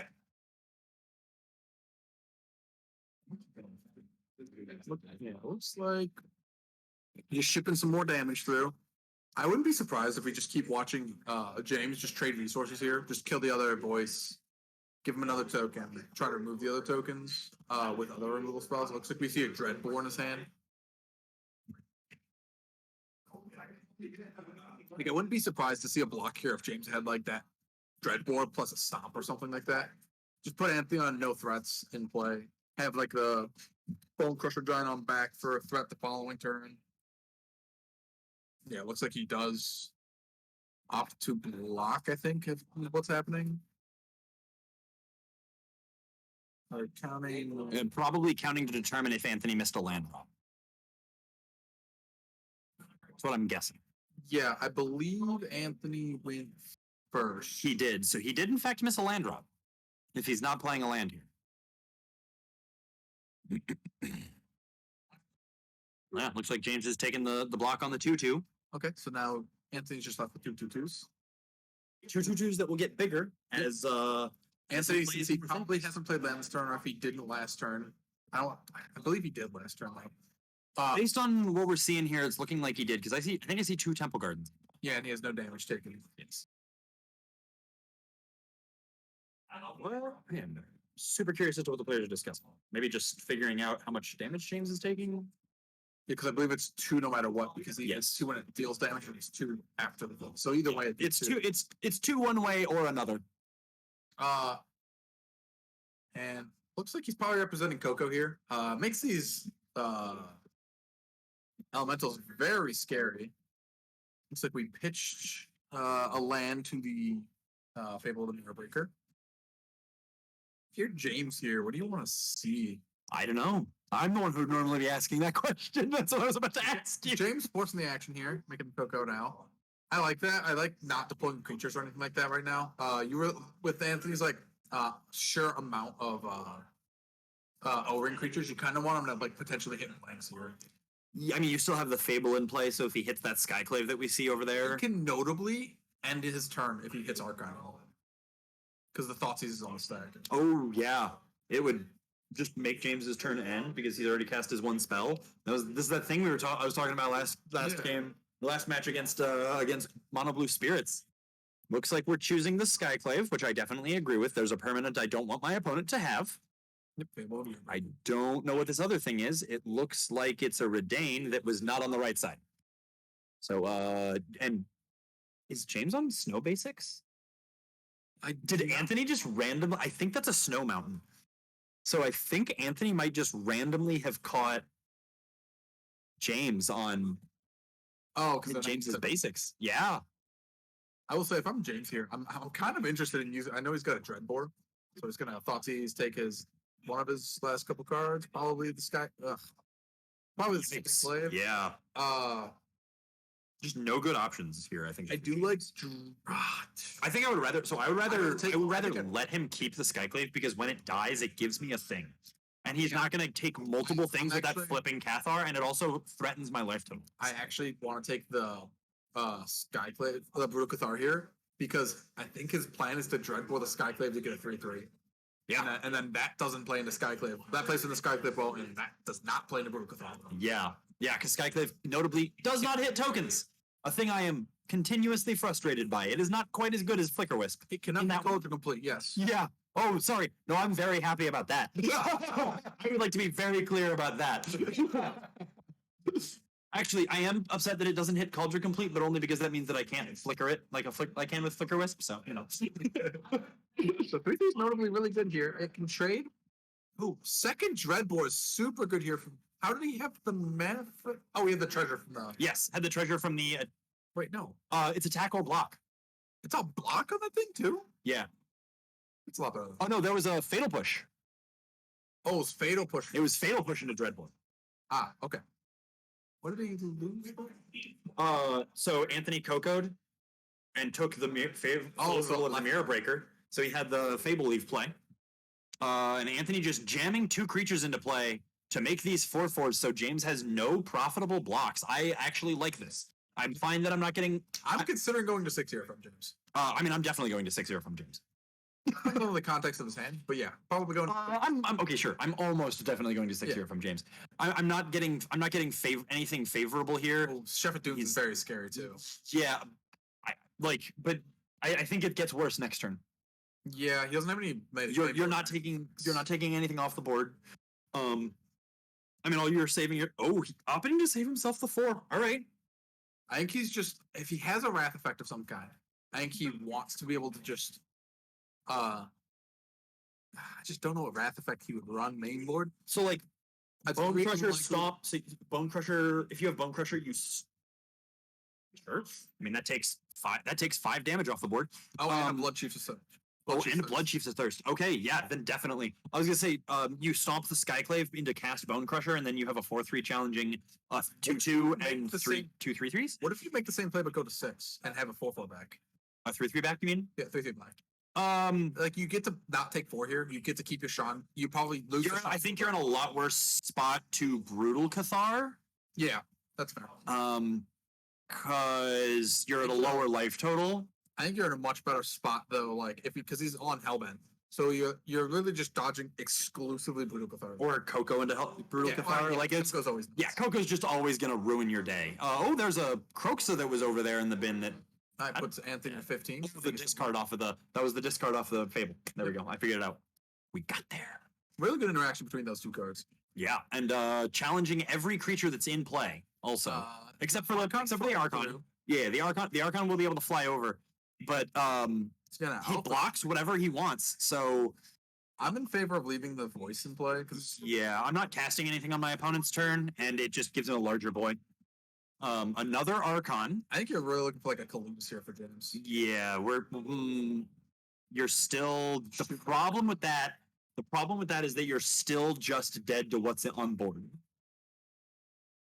If you play Kalidas, because your opponent just doesn't attack. He had double flyer. Yeah. So your opponent just and you're at 4. Your opponent just doesn't attack with his ground creature and hits you in the air for 4 and you die. Yeah, because he had the second Archon. That was, Yeah. If he didn't have second Archon, like this is what you. Yep.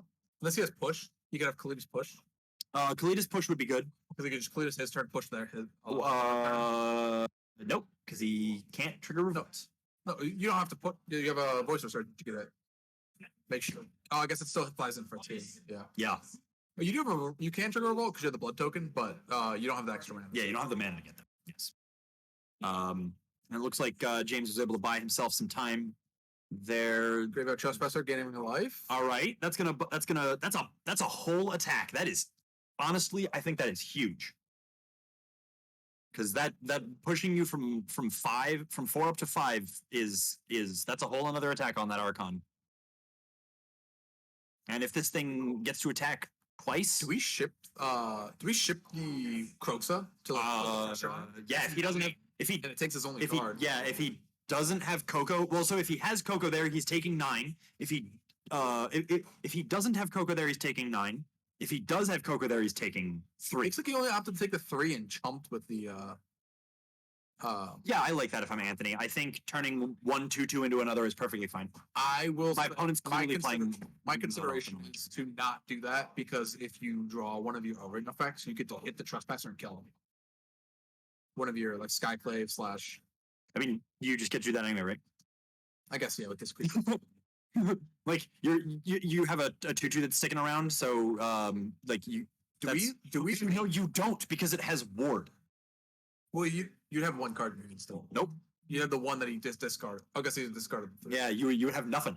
So you don't get to hit the Trespasser because it has ward. If I'm James, I think I just swing in Turns with out the Lord- Trespasser to eat 2 creatures getting 2 life. Yes, I think that's the only. Oh, and Soka's So Kenzan, all right. Crucible of Defiance, making 2 1/1s with haste. And James opting to put the whole team up in his opponent's face, recognizing that he's going to push himself to 7 here, and his opponent is forced to give up his whole board because he has no cards in hand. So he's going to go to 8, and actually he's going to go to 6 here. So he's forced to block Croxa. And the other threats are also lethal, so he has to throw at least 2. He has to block at least 2 things. and unfortunately I think no matter how the blocks go, because if he puts the So I mean, your best block put you to 4. yeah, but the voice But you research lose your- token, your whole board's probably dying. Your whole board is gone no matter what. Yeah. But so because of that, you just give up. You're fine with that, and this is still. I mean, I think Anthony's recognizing that. Oh no, you can block like this. He's gonna keep the Archon blocking one of the 1/1s, which does let you keep the Archon. Forgot about that was an option. But this puts you to 1, which means that He has 3 lethal attacks. yeah, everything is lethal. You're really just like But you're dead. Coco. I think you're dead next turn Yeah. anyway. You right? need Coco. It's So- Coco or bust on this drawing. Yes. Looks like a Skyclave apparition. That is Maybe no. He could block both creatures. You're dead to the trigger. You're dead to the attack trigger on the trespasser. Oh, because it drains too. Yeah. Yeah. You're dead on attacks. You have to be able to deal with both the Croxa and the trespasser. Yeah, because both are dead on attack trigger. Now. Yep. They're both gonna kill you before you even get to blocks. Pretty good. Yeah. Oh, and you Love can't this pop from- and you also can't take the trespasser because it has ward discard a card. and you Is it target with a spell? Or is it targeted in target. just target in general? Ward is just targeted by a thing your opponents control. Okay. Ward is really cracked. That's why yeah, I was gonna say that's why Turtle is such a problem for death and taxes in Legacy. Is even my Solitudes still cost 4 mana. Which is I always think it's Ward 3, and then I look at that card. no, that card's Ward 4. That card's cracked. Yeah, it's like impossible. No. Oh yeah. No, if you're playing Death and Taxes and your opponent resolves one of those pre-game, it's just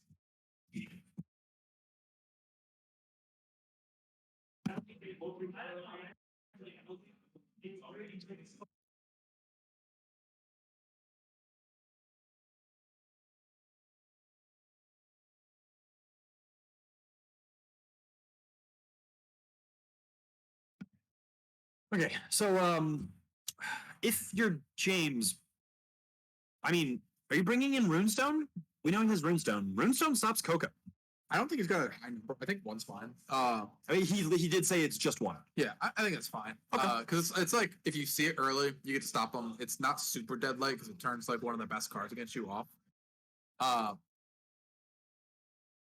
trying to think if James was on a number of Raven Feeblements. I don't know if he still is. Ray of Enfeeblement. Let me pull that card up on Scryfall. It is a 1-drop that gives something a creature -4, -1. But if it's a white creature, it is -4, -4. Oh, okay. I'm glad that that's too narrow for it to see play in Modern. It was very good in Winota because 4 is the magic number. Yeah. James might have gone think he- down on those because of the lack of Winota. Yeah, I think we were talking about it earlier. And I think he was talking about not being on that. I think he had some other good removal spells he was bringing in, but they weren't on the 1 manas. Okay. Just because they're more catch-all for more decks. Yeah, I mean that's what you want, right? You want to be able to, Yeah. since you're no longer concerned about specifically having to deal with Winota. a 4/4 white creature. Yeah, the biggest problem with Winota at the time was you had to always have the mana open to kill the Winota or hope that you didn't die to the trigger. And the problem with that was a lot of the good removal costs a couple of mana, and you would often end up F6ing your turn to not die to the Winota being cast, and then die to what they were doing other than Winota. Yeah. They would just not cast the Winota and keep killing them. It's pretty good for them.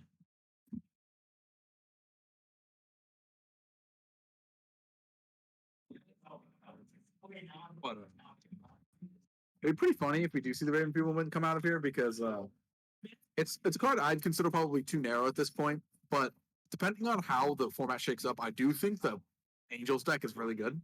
I do think there's a good number of white creatures that can be decent where I wouldn't be like completely flabbergasted to find this in somebody's sideboard still.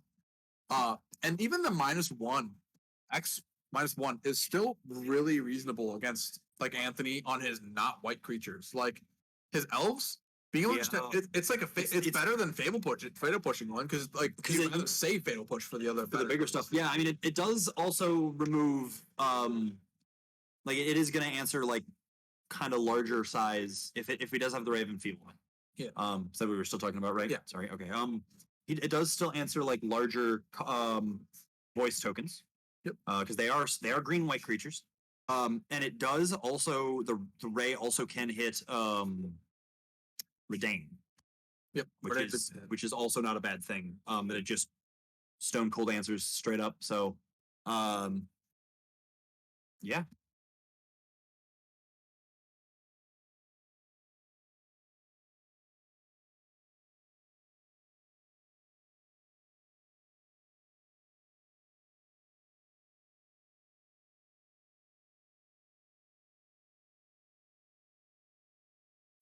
Both our players opting to full shuffle their opponent's decks since they're playing for that undefeated record here tonight.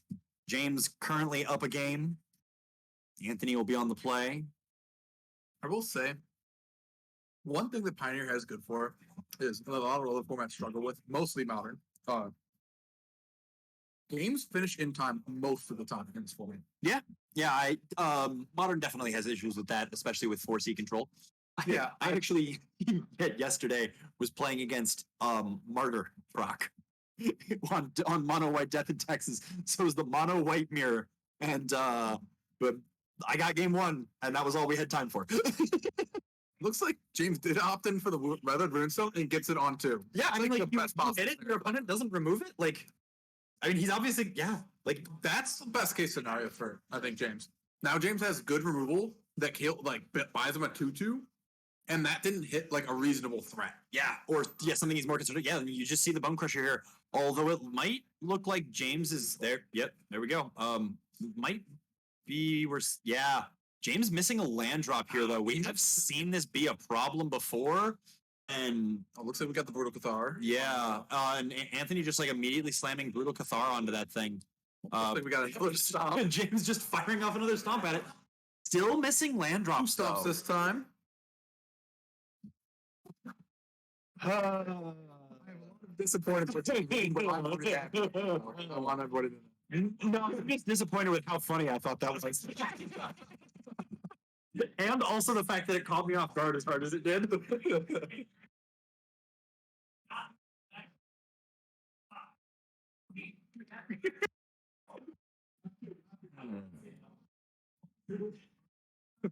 that was good. That was good. Comedy gold over here. That's all I gotta say, folks. Ugh. Man, you just don't even play. Just freaking just do commentary with me every week. I'm not gonna have as good of chemistry with any other person in the room. Like I was concerned about that. Maybe I was like, man, if we have some random person, especially if it's the person who's on the buy, maybe they may not like have the format knowledge that Nick does. Maybe we won't have the great mind and also the funny man. Like, you know, Is that a rest? or funny looking man, I guess. I will say the resting piece out of Anthony's deck is very strange to see. I feel like the only cards Kroxa and Graveyard Trespasser can now not gain life. Oh yeah, well, there's also the drain because like Graveyard is a 4 or like Yeah, so like you can't gain life with the Graveyard Trespasser now. yeah. I mean the Kroxa I think is pretty big. I don't like it for Kroxa because this deck typically only runs 2 Kroxa. Oh, okay. Like you don't want to critical a bunch of Kroxas.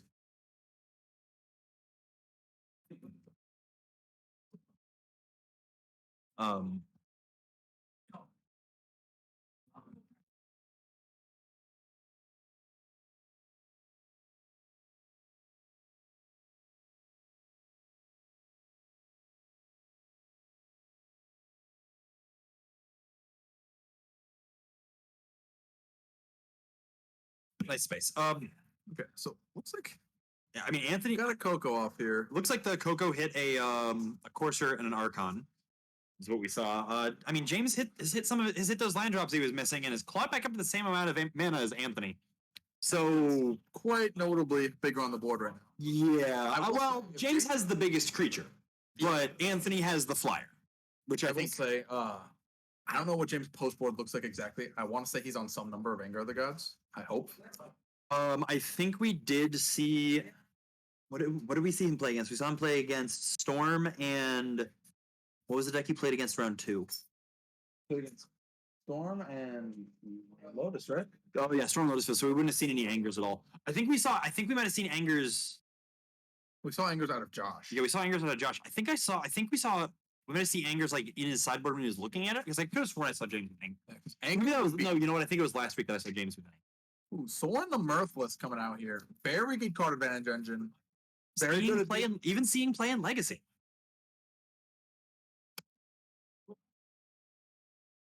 Yeah. making the 2/3 lifelink flying. I do definitely like that in this situation where your opponent's up 10 life on you and threatening to 2-3. Yeah, I mean that's just gonna that's just gonna break wall the Archon dunes right now. You gotta be very wary of. yes, maybe That glare makes it hard to tell, but I think that Yeah, card is a Sheffit. Yeah, yes, it is. Yeah, that is definitely a Sheffit Dunes there for Anthony. Notably, Sheffit Dunes only activatable at sorcery speed. Yeah. So you're not concerned about your opponent combat tricking you with it. Yeah, but there is the mana for it. He has just moved it off to the side to indicate that. Yeah, Anthony's definitely thinking about it. that Alpha Strike is very powerful. James only has 3 blocks, and I think all of his creatures are now in trade or outclass mode with the Shepherd Dunes, except for the exception of the Elf. The Elf is He would be able to trade with the elf if he so chose. Yeah. or eat the Elf. Yes. Oh no, he has to trade it best. Yeah, No, because he can put the two. He can Oh, put the, that's he true. can Yeah, put the put- 2/3 flyer in front of it, or the 4/3. or the 4/3. Yeah. Which of those would you rather keep around? I think the 4/3, right? Or would you rather keep the 2/3? I like the 4/3 because it kills the coursers, and you can make more 2/3s with the sword. I mean, probably 1, because I think Anthony devotes his 1 flyer to kill the sword. Like I think you're. If Anthony cracks the Shepherd Dunes, I think you're losing your sword in this turn. Does he have lethal if he swings it all at face though? If he doesn't, James is at 12. Yeah, he does. yeah. This is exact lethal. You only have to block one thing, Well, and the if you Elf is not attacking. No. the elf is yes, you only have to block one thing to survive. The elf and if you block with the 2/3 at all, you gain life. Yeah. And so it's not that actually the 2/3 can fog a lot more. The 2/3 will die to whatever it blocks, but it can fog a lot more than just the 3 damage of the creature it's blocking. And you can't kill anything unless you double block. I actually don't hate a double block on one of the coursers. Just to get like a Maybe. creature out of this exchange. Yeah, like put the token and the yeah. So all right. So here's if I'm assuming my opponent if Anthony's going all face, which I believe he is. I think I double block on the courser. On one of the coursers with the 2/3 and the Bone Crusher to make Anthony choose which one of them he wants dead, because he can only kill one of them. But James has opted to not do that. Opting to. That's okay. Curious. I would have taken the 2 life gain since and getting a creature off the board, given that I'm staring down. Yeah, James casting Fatal Push on the Archon. Anthony was curious as to, he's like, it doesn't die, and James was like, I had a thing leaf play because Fable of the Mirror Breaker. Those Kamigawa things do in fact exit the battlefield. Yes. It's gonna. He doesn't notably. This is the Bob trigger on the uptick. It is But optional. It is optional to take the damage. So if you see a land, it's a free draw card. Yeah, and it's clearly not a land. James would have just immediately flipped here. So he's thinking on it. What Kalitas, I think, are things I would immediately take. I don't think we take a Cletus when we're at 6 health. Is the problem. Yeah, because a single removal spell on the Kalitas just puts you in the dirt. That's fair. No, you could. You'd go to 1. I don't think 1's where we want to be. I don't either. It looks like James has opted to not take it, which I think is probably overall the right play. I will say, notably, James can start kikiing for 2/3 tokens that have lifelink and Yeah. something with them every Next turn. or have them on blocker duty. For Yeah, 2/3. yeah. He can like swing with his regular 2/3 and then make a 2/3 on block duty. I think I'm holding that thing back on. I think I'm holding the thing back on block until I've made a couple more. I just think we're pretty. We'd have to go to 1 to put another one to play. Yeah. Got a Selfless Spirit. It's kind of annoying for James to deal with. And a Thalia. I think Thalia's past the point of being threatening for James. I don't Especially think with the I'm. Chandra in play. I don't even know if. I guess it slows him down enough. Yeah. See, like, so now this is the turn where I'm interested And attacking with 1. in attacking with 1 because I definitely have 1 back to block. And then you have like a pseudo 1 with your key. Yeah, I get 2 off of Kiki to block. And like my opponent could have Coco to remove it, but that's literally just Brutal Cathar. And we know that at least one of the 5 cards is not going to hit that Brutal Cathar.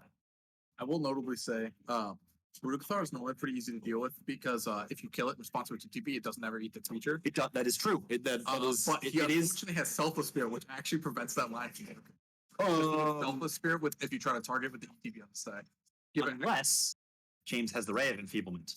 Yes, Because it is indestructible. Yes. It does not protect it from -4/-4. that is correct. James casting. Yeah, it looks like he upticked for 2 red mana. And then upticked. Yes. Yeah, And then you tapped his Eye of the Eye Tyrant there to cast the Bone Crusher Giant. Getting more blockers in play, I I'm mean, definitely interested. James is down by 16, but I'm definitely, if we had an advantage muffin, I would definitely have it on James's side of the battlefield. And a Blood Tithe Harvester. Not a bad setup for James right now. Oh yes, yeah, That makes Kiki turn to a removal spell every turn.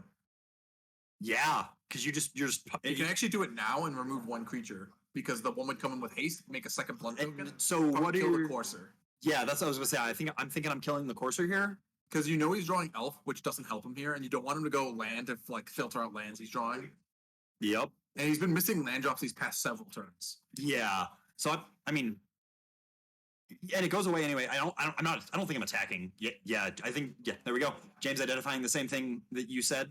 So he probably leaves both vampires on block too with that. Because Yes, I sacrifice the ability. now to that make a I- second life. yeah. I want the 2 lifelinkers. I don't think I'm. But I mean, this is definitely the play I want. Okay. No wants the two. James, well, I mean, you you trade with at least one thing on board, no matter what, right? Opting to more clearly indicate what's going on here. I like this swap on the representing the board. It's the same. Who cares? Yes, they both were not selling. So yes. Oh, they one. 3 mana. We're gonna play another Archon and pass. Okay. So probably just shoot down the Archon with the. Yeah, right. Because it doesn't even cost you a. It doesn't even cost you a card. Like, So he kept it there. It looks like. yeah.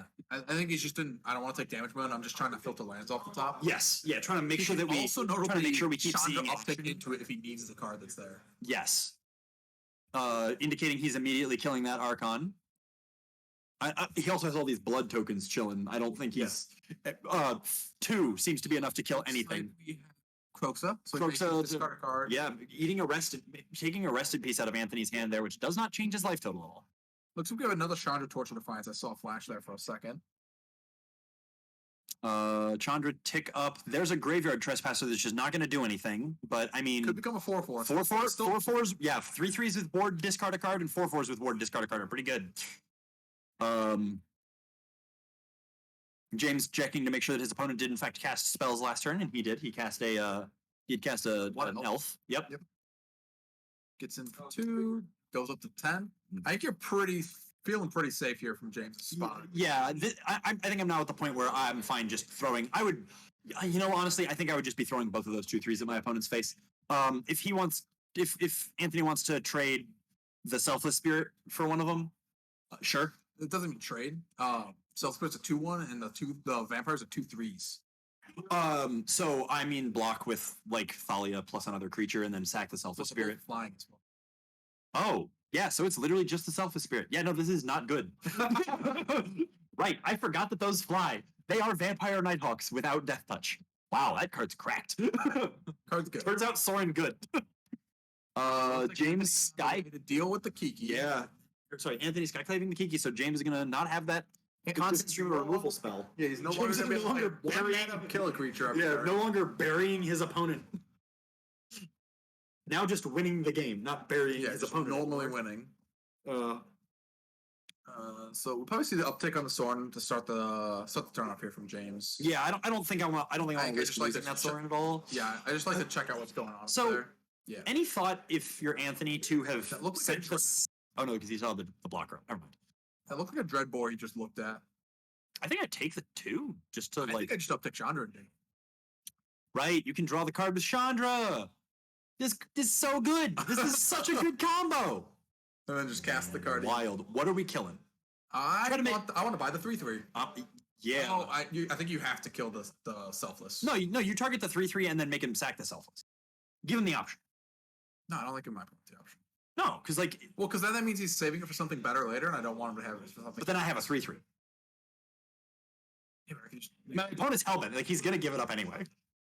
Just be like, do you want to make the wrong play? Like, I'm not saying give your opponent. Sorry, when I say the option, I mean your opponent the option to screw up. I think here it's like targeting the Selfless Spirit is saying to your opponent that you're giving them the credit that they're not dumb, but like targeting the Skyclave is the Yeah, I think- potential upside here, or if they just forget. Yeah, I think Skyclave is the best removal. I don't hate the getting rid of the Skyclave here, just because if James wants to Wrath at some point, like he's got some sort of Wrath effect, and the board gets unmuttered that it is, having the flyer that not there is pretty big. I think James is far enough ahead that like I don't. So I'd be very he's not scared of- mathing. I'd be scared of Coco into double removal creature.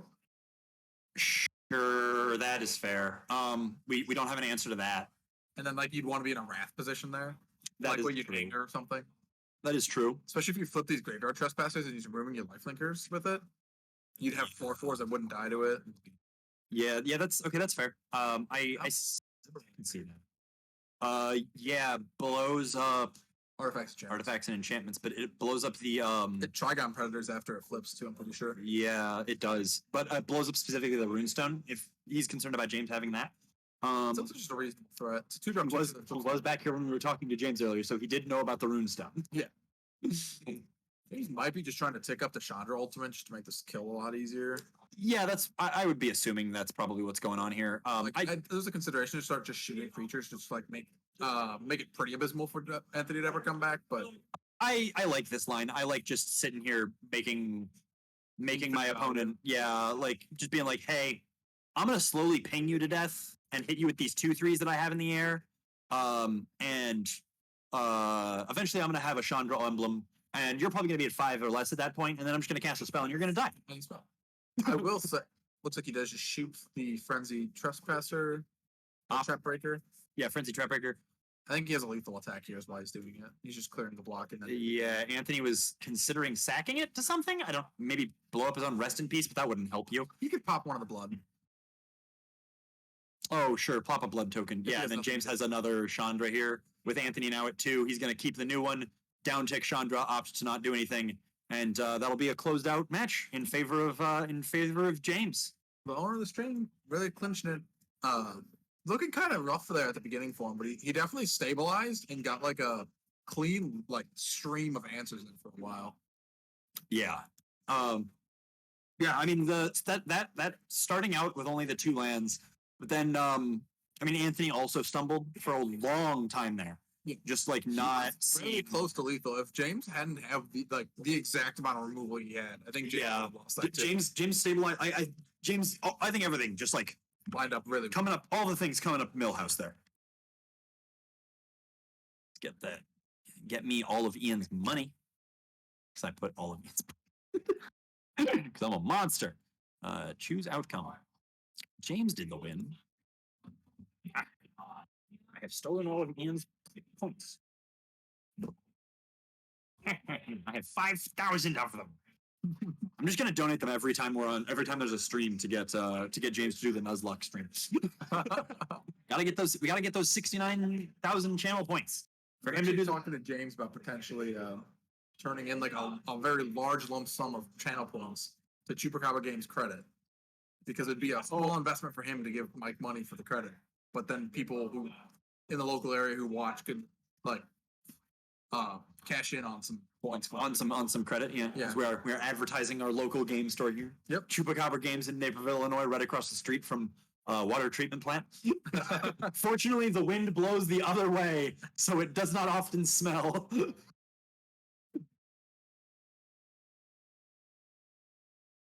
didn't even know there was a water treatment plant over there, so that's Yep. actually it's a field. Nope. That's what's on the other side of those hills. That's the other thing is there's those hills, and that stuff's a little heavier, so it'll stay lower generally. I'm pretty surprised by the recipe board, and I don't like. I feel like it's card disadvantage in the fact that it answers a 2 or 3. I've seen up to 3 of something from your opponent's deck, in which they might not even see. And then you're boarding in a card that has very little text. Yeah, I don't know. I mean, I think this was our last round, so we can definitely, or this was definitely our last round, so we can definitely get both of our players back here to ask them some questions, figure out what was going through Anthony's mind there with bringing in the rest in peace. So I'll go. Looks like James might be making his way back here slowly. I'll go see if they both want to come back and talk.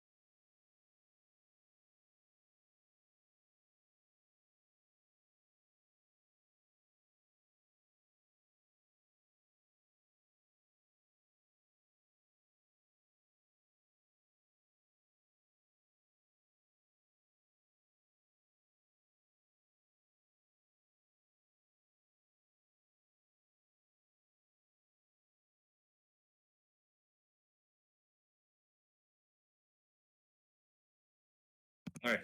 So we got the both players here in the back room with us. We got Our champion James. Also, I assume who's going to end up in second, maybe third. Probably fourth. Probably. Hopefully not. I think third is the lowest. Well, I don't know.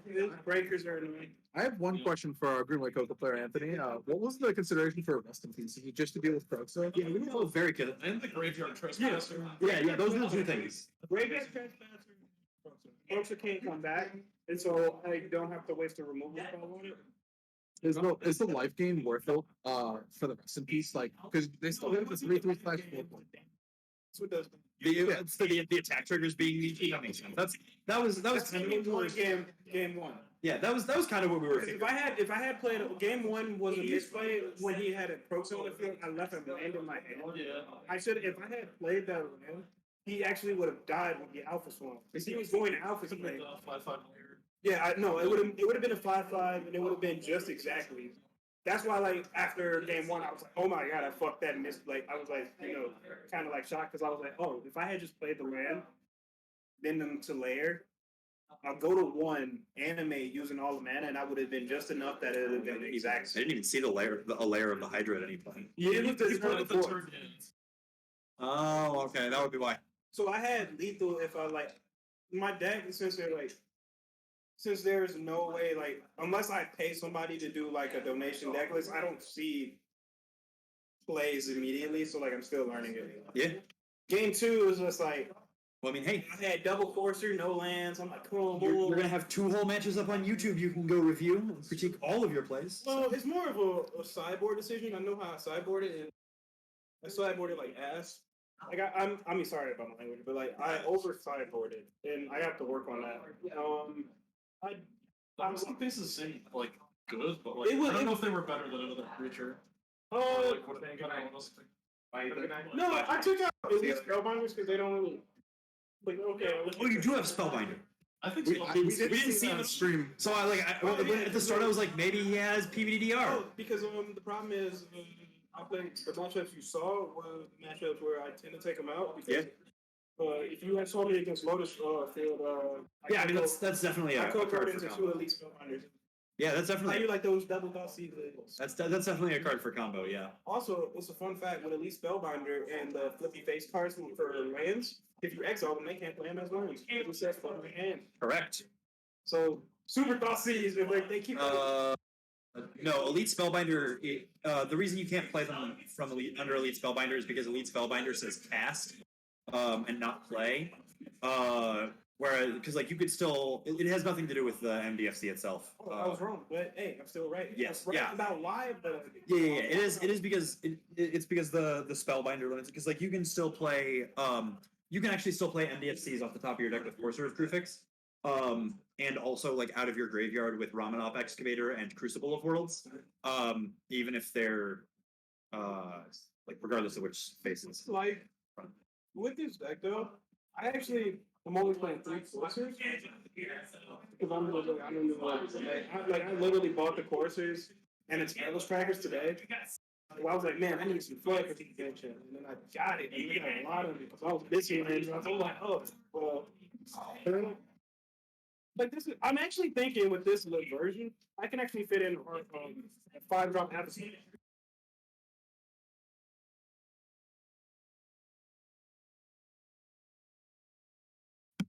Who are we rating? Anybody. All right. So viewers, we're gonna be ending the stream here. I have been informed we're gonna be going on raid. How do you order? All right, some dude named Outer House. So thanks for watching the stream. James will be back Thursday, maybe, depending on stuff. No, not We'll be Thursday. practicing for the upcoming energy. Okay, So, so no stream this weekend. no stream this weekend. All right, so Next Monday next week, then, right? Next Monday. okay, Monday, modern on Mondays. Oh, I'm not sure. Yeah. Yeah. Well, so we'll be back with modern on Monday with modern. Jeez, words are hard. So from Chupacabra Games, I'm Robert Brinker signing off. Nick signing off as well.